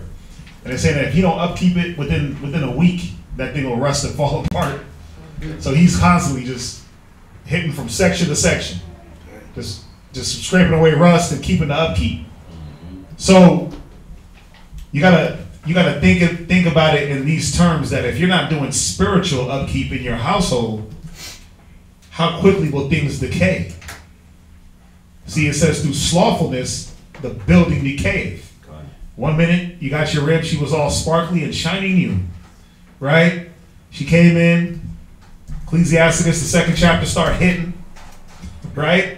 And you didn't maintain her spirit because you didn't see the need, because you were content with where she was. But now she starts to decay. Her building, her mind, through all the trials and tribulations. But guess what's happening too? So is your mind. Because you're letting everything pull on you. You're giving yourself to everything other than what's going to build you spiritually. So it says, through much slothfulness the building decayeth. Read. And through idleness of the hands. And through what? Through idleness. Yeah, through those idle hands. It says idleness teaches much evil. So through those idle hands, those hands that don't want to put works, what happens? the house droppeth through. Yeah, your house falls apart. This is what happens. Because, yeah, it is about the video game. It is about what I want to do. It is about all the many things that my mind is leading me to. But it's never, let me focus on the spirit. Whether it be about money, whether it be about riches and cars and carnal things. It's never really truly, listen, I'm not saying there's anything wrong with video games. Right? But when you a man that got children and a wife to maintain, listen, I got a damn Xbox. When was the last time I played my Xbox? Bro, it's been years. That Xbox plays Netflix. Come on. I can't tell you the last time I literally picked up. And I'm a video game guy. Like, my gamer score is high. Okay? I used to get it in. But I can't tell you the last time I literally hopped on the Xbox and sat there and wasted even 10 minutes on a video game. Even an hour. Because to me, it's a waste. I could be doing something else. I could be reading. I could be studying. I could do 10 million other things and worry about playing some childish video game. Or watching some garbage TV show. I watch TV. I do it at night. I'm not saying there's anything wrong with these things, but when you got priorities, when you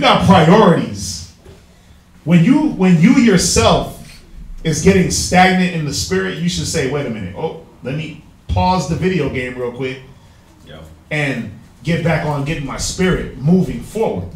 Let me make sure my rib is good. Let me make sure that my kids are good. Let me take more attention to reading, doctrine, exhortation, like it says in 2 Timothy 4:16. Let no man despise you in your youth. You know why young cats get looked at like, yeah, you just young and you don't know a damn thing? Because you don't give attention to the things that matter. Right. You rather give more attention to LeBron's stats, All-Star game. I haven't watched the All-Star game in like 4 years. Longer. I don't know. Yeah, me too. Yesterday I watched the first half. We watched like the little first half. And that's because we was waiting for a council. Yeah. Right? After that, it wasn't. After that, the game when he was like, nobody knew who won, nobody knew who got MVP. Like, you didn't care. Like how much KD dropped or how much LeBron did or did Team Giannis win or Team LeBron. Nobody gave a damn because that's not the priority. That's not my priority. That's not his priority. But some brothers, some sisters, their priorities are so messed up that you start to wallow in those things and you don't grow spiritually.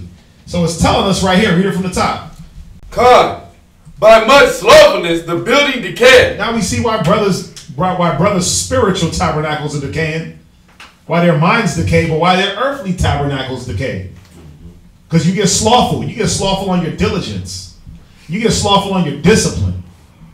Read.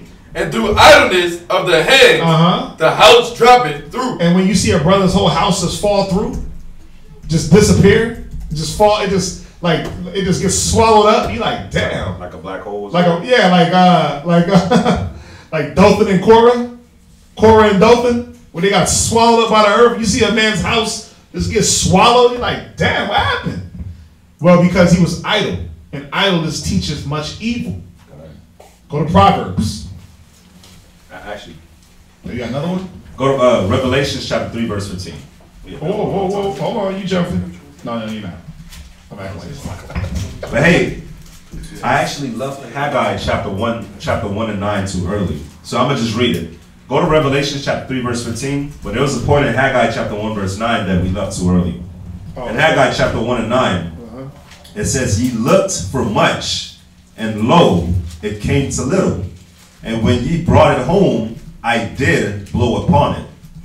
Why, saith the Lord of hosts? So the Most High is asking a question. You're working so hard, but you're not getting in anything from your work. You're not seeing the fruits of your labor. And when you bring it to your house, the Most High is just blowing it apart. You wondering why these things is happening to you and why the Most High is doing it. We got to consider why the Most High is doing it. But this is what the Most High says. It says, why said the Most High of hosts? Because of mine house that is waste, and ye run every man unto his own house. So, why is things falling through? Why is your house decaying and falling through? Why? Because you let the Most High's house go to waste, but you're worried about yours. So that's why yours is just imploded. You let your calling go to waste. You let the thing that you were purposed for go to waste, which was you were purposed for the ministry. You were purposed to be a royal priesthood, a king, a prince. This is what we were purposed for. Yep. But you let that go to waste, so you think your house is going to flourish? Nah. Hell nah, man. Most High is going to make sure that gets destroyed by either you being lazy as hell and slothful, or by just sheer, it ain't going to work out. You reap what you sow.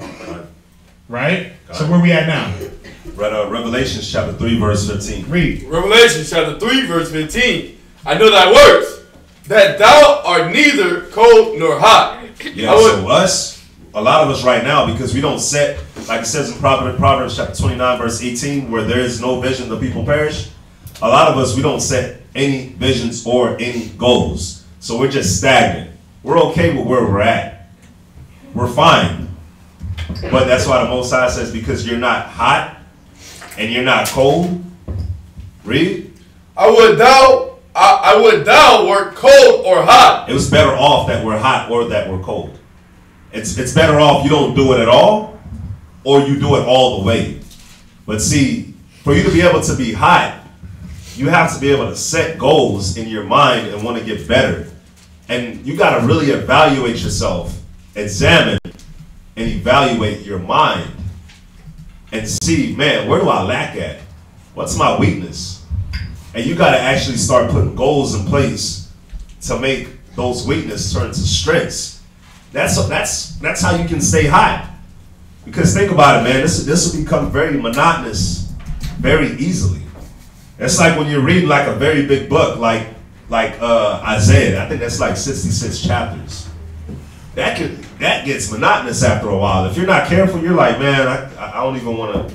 You're reading, but you're not retaining it because you do it so much. You start driving. It's like if you're driving to work every day, you drive the same route. It becomes monotonous. You're not careful anymore. Now you can text. You'll text and drive. You're not paying attention because you know what's coming. You know what's going to happen. But the thing is that we don't set goals and try to get better. There's always something for us to do in the truth, especially when it comes to doing the Most High's work. You can never know too much. There's always something that you can work on. So we really got to like evaluate ourselves and see what's our weakness and say, you know what? Let me attack this weakness. Because if Christ came back today, we're going to go into this part too, but if Christ came back today, you got to really ask yourself like, man, am I going to be accepted? Can I stand bold in the face of Christ and be like, you know what? I did this. I ran this race with everything that I had. Or is he going to come back on a day where you're like, yeah, I'm really not feeling this, so I'm not going to give it my all. You know what? I know I'm supposed to be here at this time, but I'm going to be late. Or I'm going to come up with an excuse why I don't have to be there, or why I don't have to do it. Or you know what? I'm feeling sick. I'm not feeling the best.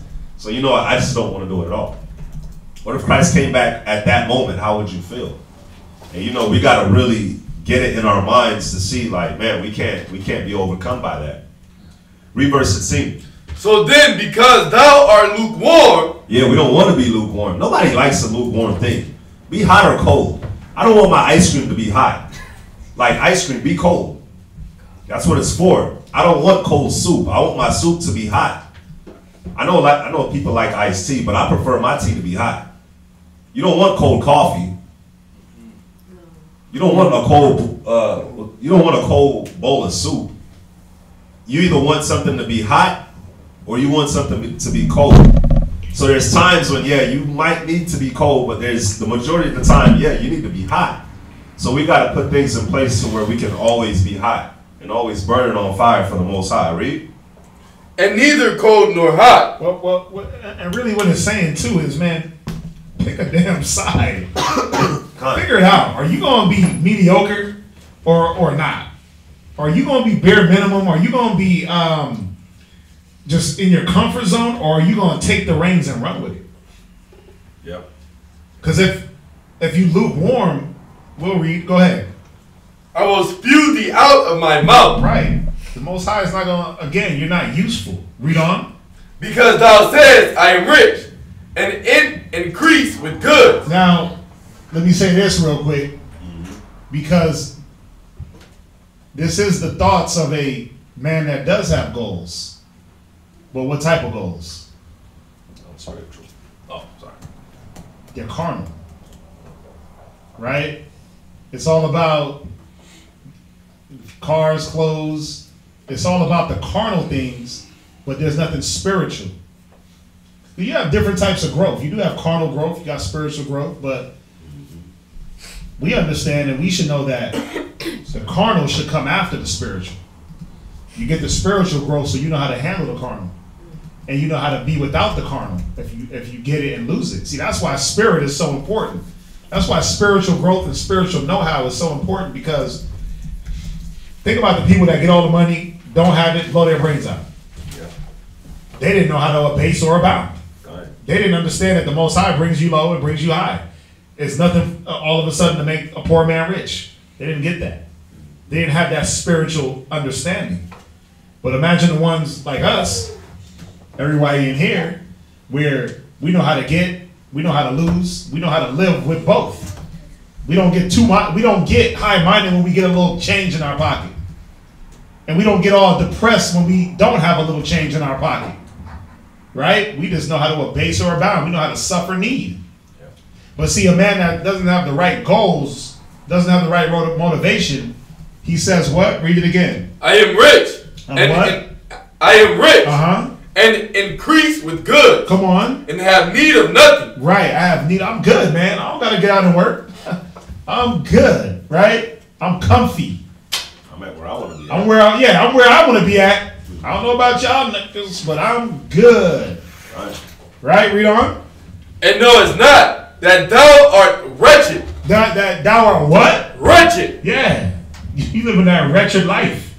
Because what happens is when that's all taken, all the carnal aspirations, the car breaks down, when the house droppeth through, because you didn't know how to maintain it, because you didn't grab that spiritual part, you're going to be wretched, man. You're going to be the one depressed, wanting to blow your brains out, wanting to commit suicide. I got the definition for wretched. Well, the synonyms. It's unhappy. You're unhappy. Sad. Brokenhearted. Grief-stricken. Grief. Why? Because the car broke down. Because you didn't have the wisdom to know you got to oil change that. You got to get an oil change on it every 3,000. You just thought, I can just drive it. I'm flossing. Right? You didn't get the understanding on how to maintain the vehicle. Like, yeah, you got to get up, go to work, put work in to be able to pay that bill. My ribs gonna handle that. I don't gotta get up. See, you had that thought in your mind. I'm good. My ribs making the money. But then when that stops, what happens? What happens? You get grief-stricken. You get depressed. Because now you're like, damn, I'm losing everything. But before it was like, hey, I'm good.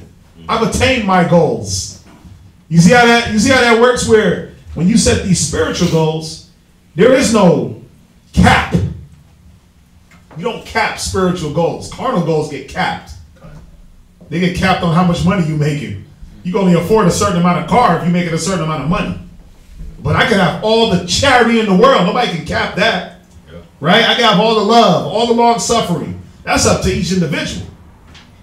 Read on. And miserable and poor. And what? And miserable and poor. Right? Read. And blind and naked. Yeah. This is what really is going on. When you have these carnal goals that are set up. Where you at? Verse 18. Uh-huh. Oh, that's it.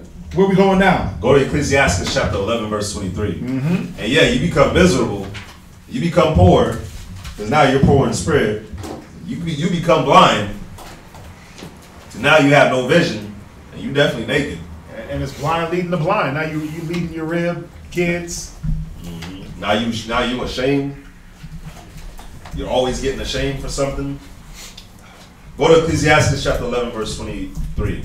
Ecclesiastes chapter 11, verse 23. Go ahead. Say not, what profit is there of my service? Yeah, we're not supposed. That's a question. We're not supposed to say, what's the profit of me watching class online for 3 hours, or coming to class for 3 hours studying? Because we should already understand what the profit of it is. Read.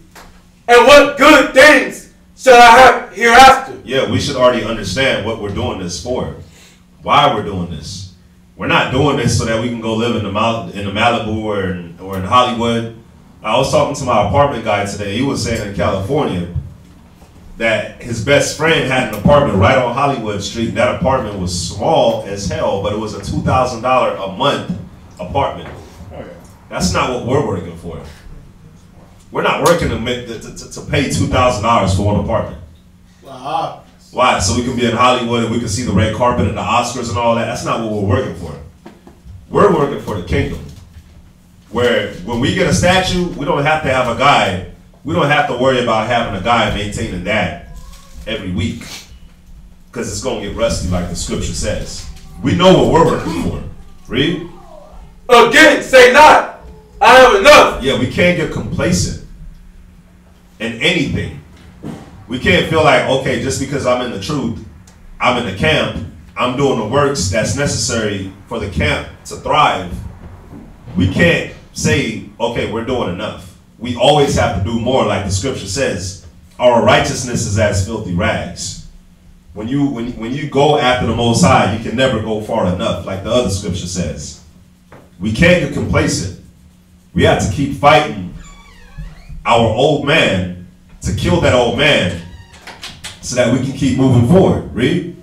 And possess many things. Read. And what evil can come to me hereafter? Yeah, I'm good now. I got the car, I got the video game, I got my apartment, I got this, I got that. I'm good. Most High blessed. Most High blessed me now. I'm good now. Is that all that you were worth? Is that all that you're... The one thing about this scripture is showing us that we ain't even supposed to ask. We're not supposed to be looking for a reward for our services to the Most High. Right. That's one. Say not, what profit is there for my service? And what good thing shall I have thereafter? You're supposed to be doing this out of a free will. Mm-hmm. Free will offering, right? Out of a willing mind. That's one.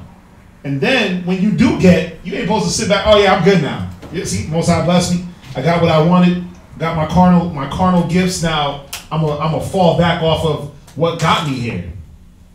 See, that's why when you do read in Revelations, he said, I have fought with you because you left your first love. Right? Christ had a problem with the ones that left off their first love.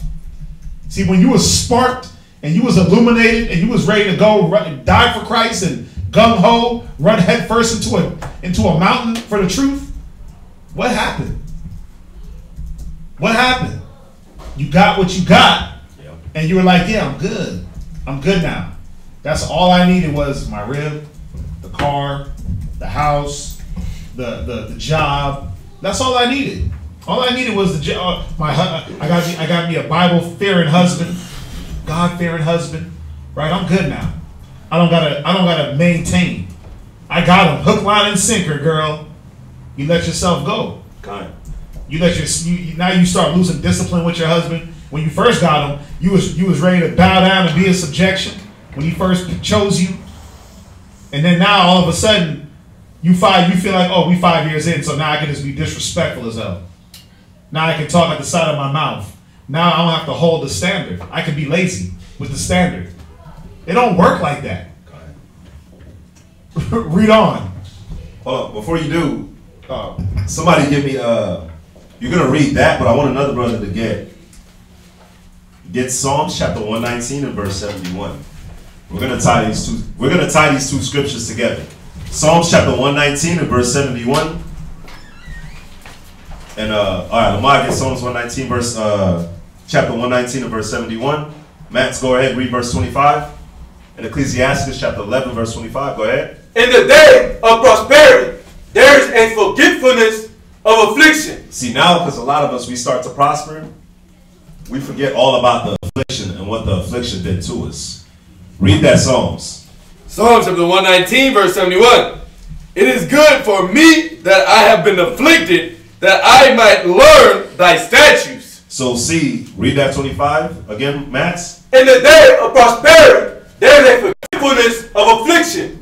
And in Psalms, it said, it is good for me that I have been afflicted, that I might learn thy statutes. So when we get prosperous, when we get into our prosperity, what happens?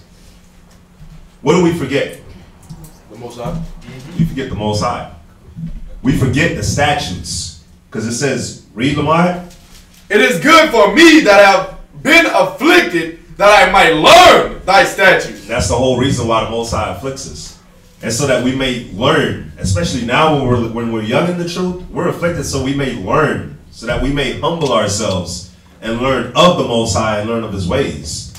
But see, when we start to prosper, we forget all about the affliction and we forget all about the statutes that the Most High laid down for us. The Most High gets put on the back burner. All right, you can drop that, Lamar. Go ahead. And in the day of affliction, there is no remembrance of prosperity. Yeah, and when you end up dropping back to an affliction state, now you forget what it was like to be prospering. Now you want to call back on the Most High's name. Now you want to start saying, "Oh Lord, Lord, I need you." Yeah. Now you want to pray.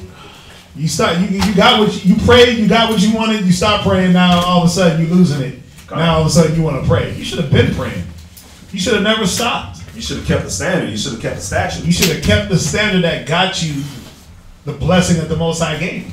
Right. You should have kept the standard that was going to promote growth and abundance in the spirit. Where we at? Verse 26. Nah, jump to 1 Thessalonians chapter 4, verse 10.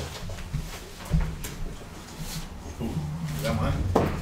Yeah. Go there. First Thessalonians 4, verse 10. 1 Thessalonians chapter 4 and verse 10. Right, because we looked at the carnal growth side. Now, what should we really be looking at is the spiritual growth.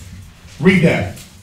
1 Thessalonians chapter 4 and verse 10. And indeed, ye do it towards all the brethren. What? Go ahead. Which are in Macedonia. Come on. But we beseech you, brethren. Read. That ye increase more and more. That you stay stagnant. That ye increase more and more. That you grow and then you fall back. That ye increase more and more. Right. The whole point was for us to increase more and more. Go to 2 Thessalonians 1 and verse 1. The whole point was us to increase more and more. But in what? What were we supposed to increase in? The amount of cars we got? Our riches? Houses? Clothes? Like, oh, I got a bunch of shirts now.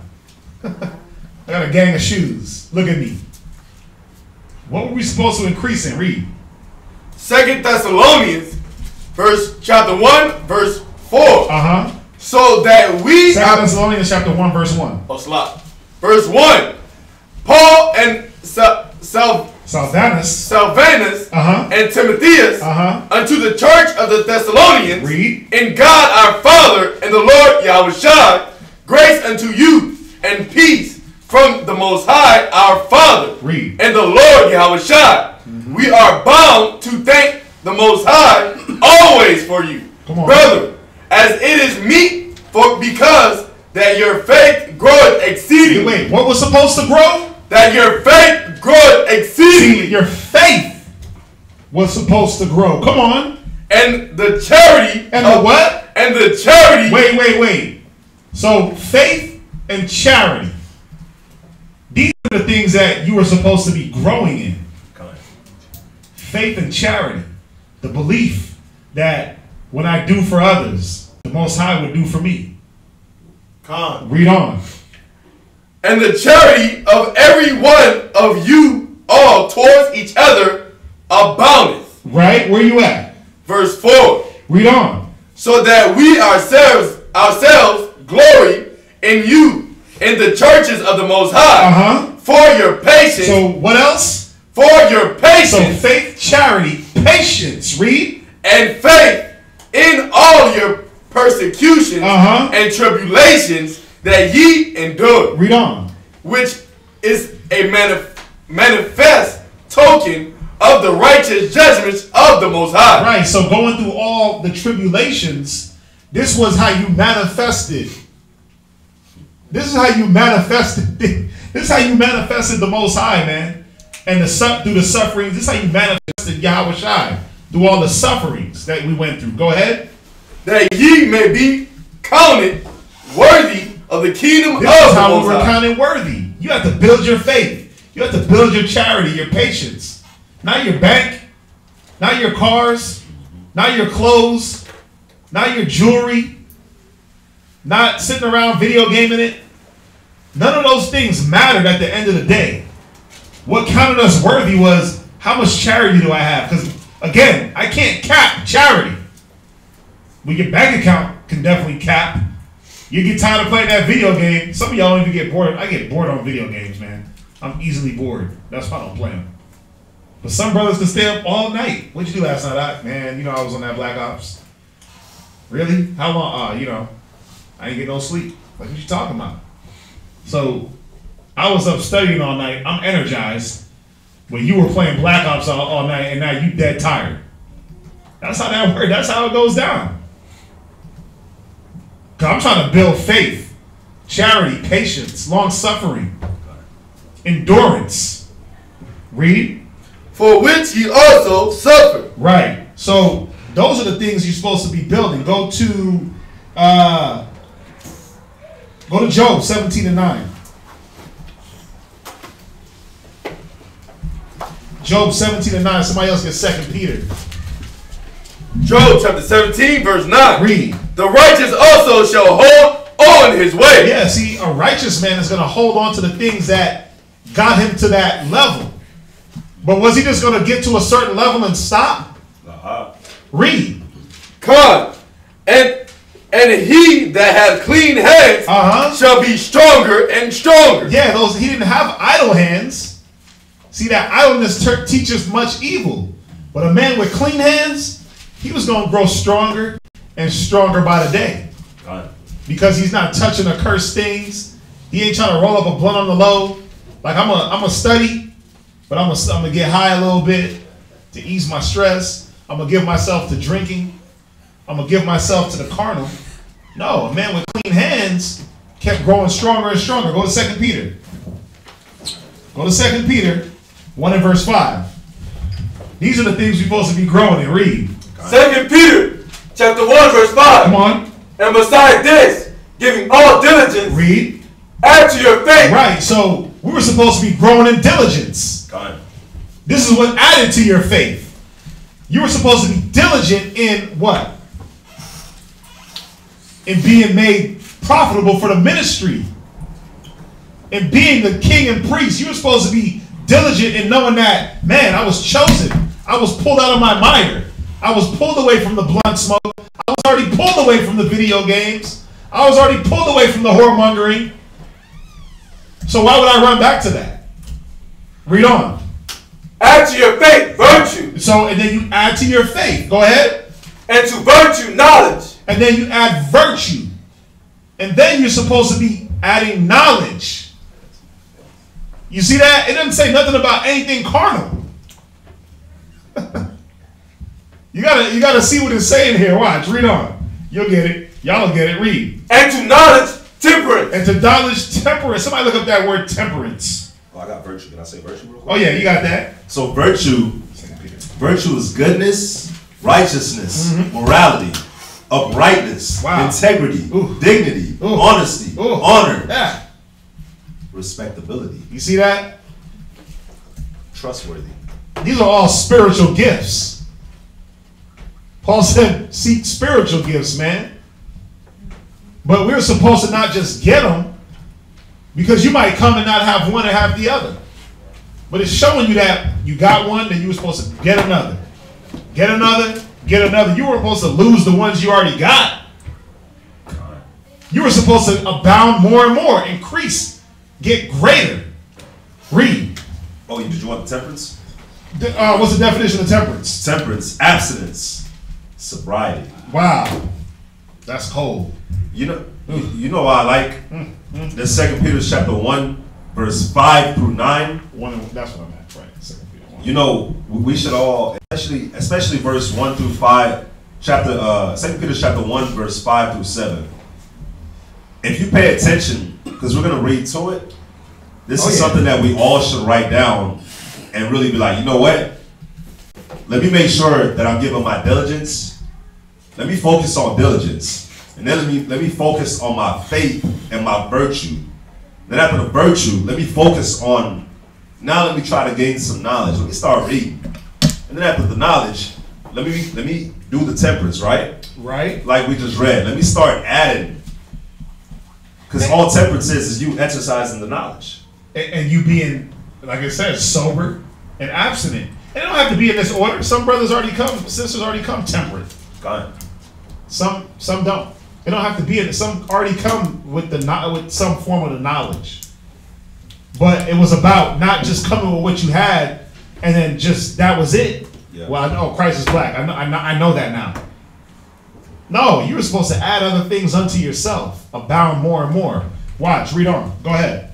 And to temperance, patience. Right. And to patience, godliness. Go ahead. And to godliness, brotherly kindness. Read. And to brotherly kindness, charity. Right. Go ahead. For if these things be in you, and abound. And what? And abound. And what? And abound. See, if these things be in you. And abound. Grow. Abound means to grow. Read. They make you that ye shall neither be barren. You should neither be what? Be barren. Come on. Nor unfruitful. You ain't going to be barren or unfruitful. There was a scripture we missed. We didn't hit. It said, I have not chosen you. Excuse me. You have not chosen me, but I have chosen you. To bring, that ye shall bring forth fruit. That's what Christ said. So now, the way you do it is you get all these different characteristics and virtues. So you know, so you're not barren. Your household ain't gonna be barren. Neither will the house of the Most High be barren. Neither will your spirit be barren. You can't be. You can't be barren, because remember that parable where Christ came and he went to the fig tree. You are that fig tree. So you don't want Christ to come and then he's like, where's your fruits at? And you're barren. You're barren of those fruits. Because what did he tell that fig tree? He told the fig tree to wither away. The fig tree withered away and died. So you don't want to be put in that predicament where you don't have no fruits when Christ comes to check on those fruits. Or when you're doing any form of work, somebody comes to you and they ask you a question about the truth and you're not prepared. You don't have the fruit for it.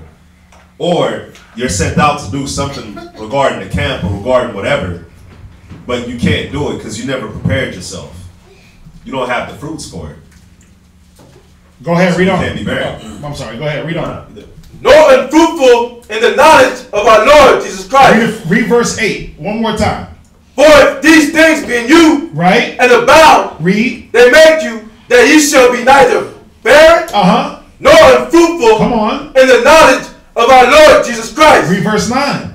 But he that lacketh these things is blind. Yeah, the one that gave himself to the video games, the one that got part of the knowledge and didn't want to keep abounding, it said he's what? Blind. Read. And cannot see afar off. There is no vision, the people perish. Proverbs 28. Got it. Right? He can't see afar off. So now when it's like, okay, we're going to do this, and this, it's like, we are? I don't think so. I ain't doing that. All right, babe, listen. We're going to do this. We're going to make this happen. We're going to do this. No, we ain't. I don't see that. You can't see afar off because why? You got stagnant. You got lazy. Read on. And had forgotten that he was purged from his old sin. What did they forget? Forgotten that he was purged from his old sin. You forgot where the Most High pulled you from. You forgot about those weak and beggarly elements. See, you forgot that the same thing you're hung up on, the same things that make you stagnant is what the Most High pulled you from. You play video games in the world. You don't need that right now. You chased women in the world. You don't need that right now. You are emotional as hell in the world for you women. That ain't the time for this right now. You were the head HBIC, right? You were the head chick in charge. That ain't your time right now. Some of you women don't grow because you still think that you in charge. You like old girl in Hustle and Flow when he said, put your hands on the wheel and say, I'm in charge. I'm in charge. Right? What was her name? Brenda? What was her name? Rhonda. You still think y'all Rhonda. I'm in charge. You ain't in charge. That's why you don't grow. That's why you still stagnant. Because you fighting the authority. You're fighting the submitting to your husband. Submitting to the word. You fight that so much. There is no growth no more. There is no fruitfulness. You barren. Where we at? Verse 10. Read verse 9 one more time. But he filthy that lacketh these things is blind. Come on. And cannot see afar off. Right. And have forgotten that he was purged from his old sins. Right. So what is it what old sins hold men back? Or what comforts hold men back? What is it? A rib. Why do you say that? I like it. I like it. I would say sometimes some men get too comfortable. Right. And are lackadaisical. Right. And rather be with their rib than with their own brothers or trying to put forth the effort to deliver the truth. Because they forget that those that those that have wives be as though you have none. They forget that. They forget that even though you have a wife, Paul said it. Be as though you have none. What comes first? The body, the ministry. See, you talking about when you were saying about being addicted to the ministry? Yeah, that you literally have to do that. You got to have kids and act like you don't, and not like, oh, I'm casting you niggas off type. But they gotta you have to understand that they don't come first. Being addicted to the ministry, you do that. It tells you here. Basically, if you abound in these things, you won't be barren or fruit. Your house won't suffer. See, brothers got it mixed up. Like, let me go get all the carnal things first so I don't suffer. But then you end up suffering anyway because you forgot about the spirit. What else? So, rib. What else? Come on. Everybody, come on. I know it's 10, but their job. Answers. Their job. You put your job before the Most High. What else? Sleep. Huh? Sleep. Slothfulness. Sleepy. A little sleep, a little slumber, right? A little folding of the hands, right? God. But you don't even wake up to put food in your mouth because you want to sleep. What else? What are some comforts that brothers, sisters, not just brothers, but sisters also, it stops them from constantly being diligent in the spirit? Pride. Like for me, Ooh. My pride is like, I don't want to ask for help, or I feel like I know a better way instead of just asking. You get comfortable in that pride. Yeah. You get comfortable in thinking that you have the solution. Yeah, but remember, what is pride? Pride is the beginning of when one depart from the Most High. So what do you depart from? You depart from understanding that there's safety in the multitude of counselors. You depart from understanding that a brother is born through adversity. A brother is there for you to rely on. Now you start to fool yourself. You depart from this simple little basic things. What else? Her husband. A woman and her husband. She gets comfortable in the husband, right? Same thing. Wives, be as those that are married, be as though you have none. What else? Family. There's a lot of things that we can get comfortable in that hold us back, right? You know, another thing that holds us back too is trying to come back. You know how like back in the days we had our own culture, and now since we've been living in America, you got the American culture. So a lot of things that hold us back is us being grown up in the American culture, being grown up in the white man's culture, and trying to go back to our culture because we loved this culture so much. And the things that this culture offered us that tended to our flesh, and the things that, you know what I'm saying, the things that cater to our flesh and cater to our thoughts, all the negativity that, you know, that America, that Babylon, that Egypt offered us, it's hard for us to... Yeah, it's just like Lot's wife. Go back, yeah. It's just like Lot's wife, where was it the fact that she looked back and got turned to salt? No, she was lusting after that whole lifestyle. Said in the Josephus that she repeatedly looked back, so she was still trying to she was still attached to that lifestyle that she was leaving behind. Right. And she was feeling a sense of remorse for that. She didn't want to give it up. Right. She didn't want to go to Micah. No. What were you going to say, Major? I was going to say, on in reference to what Rob was saying, put it in one word, holidays. A lot of us don't want to let go of like certain holidays because we're so infatuated with the customs and traditions of it. Right. The customs of the people are vain. Go to Micah real quick. 2 and 10. Real basic. Real easy. Go to Deuteronomy 12 and 9. We're going to end it. We're going to end it at. Somebody get Deuteronomy 12 and 9. Somebody else get Galatians 4 and 9. And we'll end it here. Deuteronomy chapter 12 and verse 9. No, Micah 2 and 10. First. God. Got it. Micah chapter 2 verse 10. Arise ye and depart. Right. For this is not your rest. Yeah, this is the one thing we have to understand, that if we're called for a service, it ain't time to rest. It's not time to be comfortable. It's not time to sit back. It's not time to kick it. You haven't made it to the kingdom because you can go to Walmart and buy a console. You haven't made it to the kingdom because now you got the apartment. You're not in the kingdom. You didn't make it. You didn't get nothing. You haven't attained anything. If it's about getting carnal things, then you got to reevaluate and reassess what it is you're here fighting for and what it is you're called for. If we're called to be profitable for the ministry, then that's what you got to make yourself be. Profitable for the ministry. But you can't take a rest. It ain't about resting, read. Because it is polluted. Right. These are the things you were pulled from already. You were already pulled from the pollution. Why are you going to go back? Read on. It shall destroy you. And those are the things that were destroying us. Read. Even with a sword destruction. Go to Deuteronomy 12 and 9. Deuteronomy chapter 12 and verse 9. For as ye are not as yet come to the rest and to the inheritance. This is what we got to understand. We have not really came to the rest and the inheritance. We haven't inherited nothing yet. It's still a fight.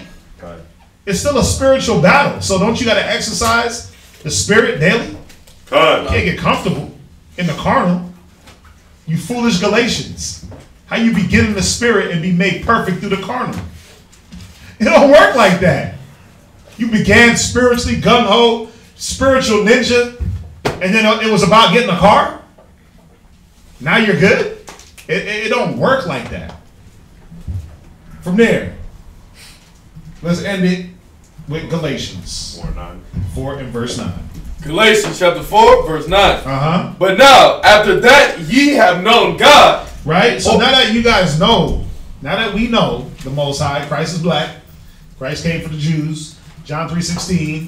Now that we know that, read. Or rather, are known of the Most High. Come on. How turn ye again to the weak and beggarly elements? Yeah, we don't want to turn to the weak and beggarly elements that we just got pulled from. We don't want to turn back to our comforts. Things that kept us stagnant and lazy in the world. We should always be looking, how do we abound in the things we read in Peter's? Read on. Whereunto ye have desire again to be in bondage. Yeah, see, those are the things that made you a slave. You were a slave to your comforts. Comfort food, comfort this, comfort that, your comfortable bed, all that. I'm not saying you can't have a comfortable bed. Definitely need that. But any questions? Lot. I know y'all got questions online. No, I actually have a question. What's that? When it says, or rather are known of God, what does that mean? When it says, where we at? Read it again.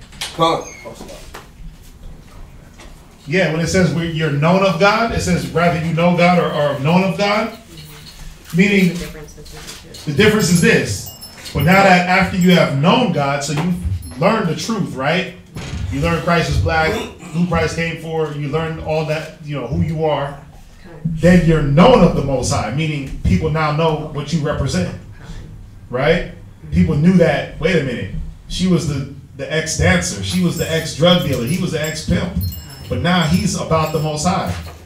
It's saying, why would you turn back to the things that you were pulled from? Why would you turn back to that filth that people knew you were pulled out of? Right? One scripture on that too. What's that? It's 1 Corinthians chapter 8, verse 3. 1 Corinthians chapter 8, verse 3. Read. But if any man love God, the same is known of him.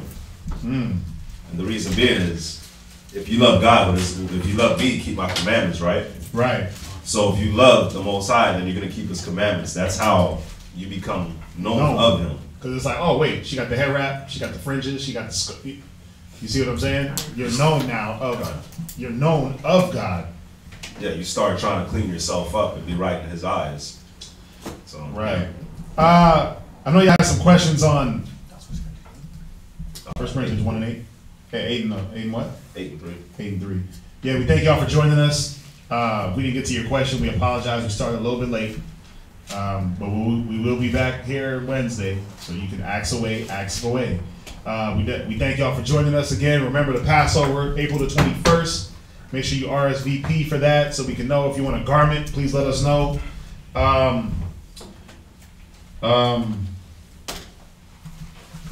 What else is coming up? Oh, Purim, right? The 18th of March, right? 18th and 19th? 18th and 19th. Yeah, 18th and 19th of March. March. Yeah, so we got Purim coming up next month. So look out for that. Yeah, I mean, if there's nothing else, we're going to go ahead and salute. Remember, we'll be back here Wednesday. So again, if we didn't get to your question, we can get to it Wednesday, all right? I'll go ahead and salute them online. Let's say shalom. Shalom! See you Wednesday.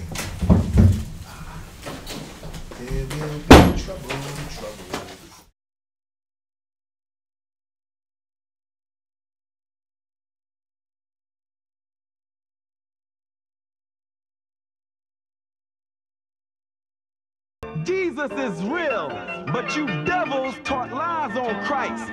So many lies that when we come with the truth, people think that the lies is the truth and that the truth is the lie. Who changed the truth for God into a lie? In English, Jesus Christ, in Hebrew, is Yahweh Shai. So do or die. The Immaculate Conception is deception, along with the myth of giving gifts on December 25th. Christmas is Satan's clause, the birth of Nimrod, and not the Son of God. To you was kind of odd. On the Passover, Christ was born in the spring. So now we bring the truth about the King of Kings. That's Black Jesus and not Caesar Borgias. And the facts can't be changed. It's all about the Most High. It's all about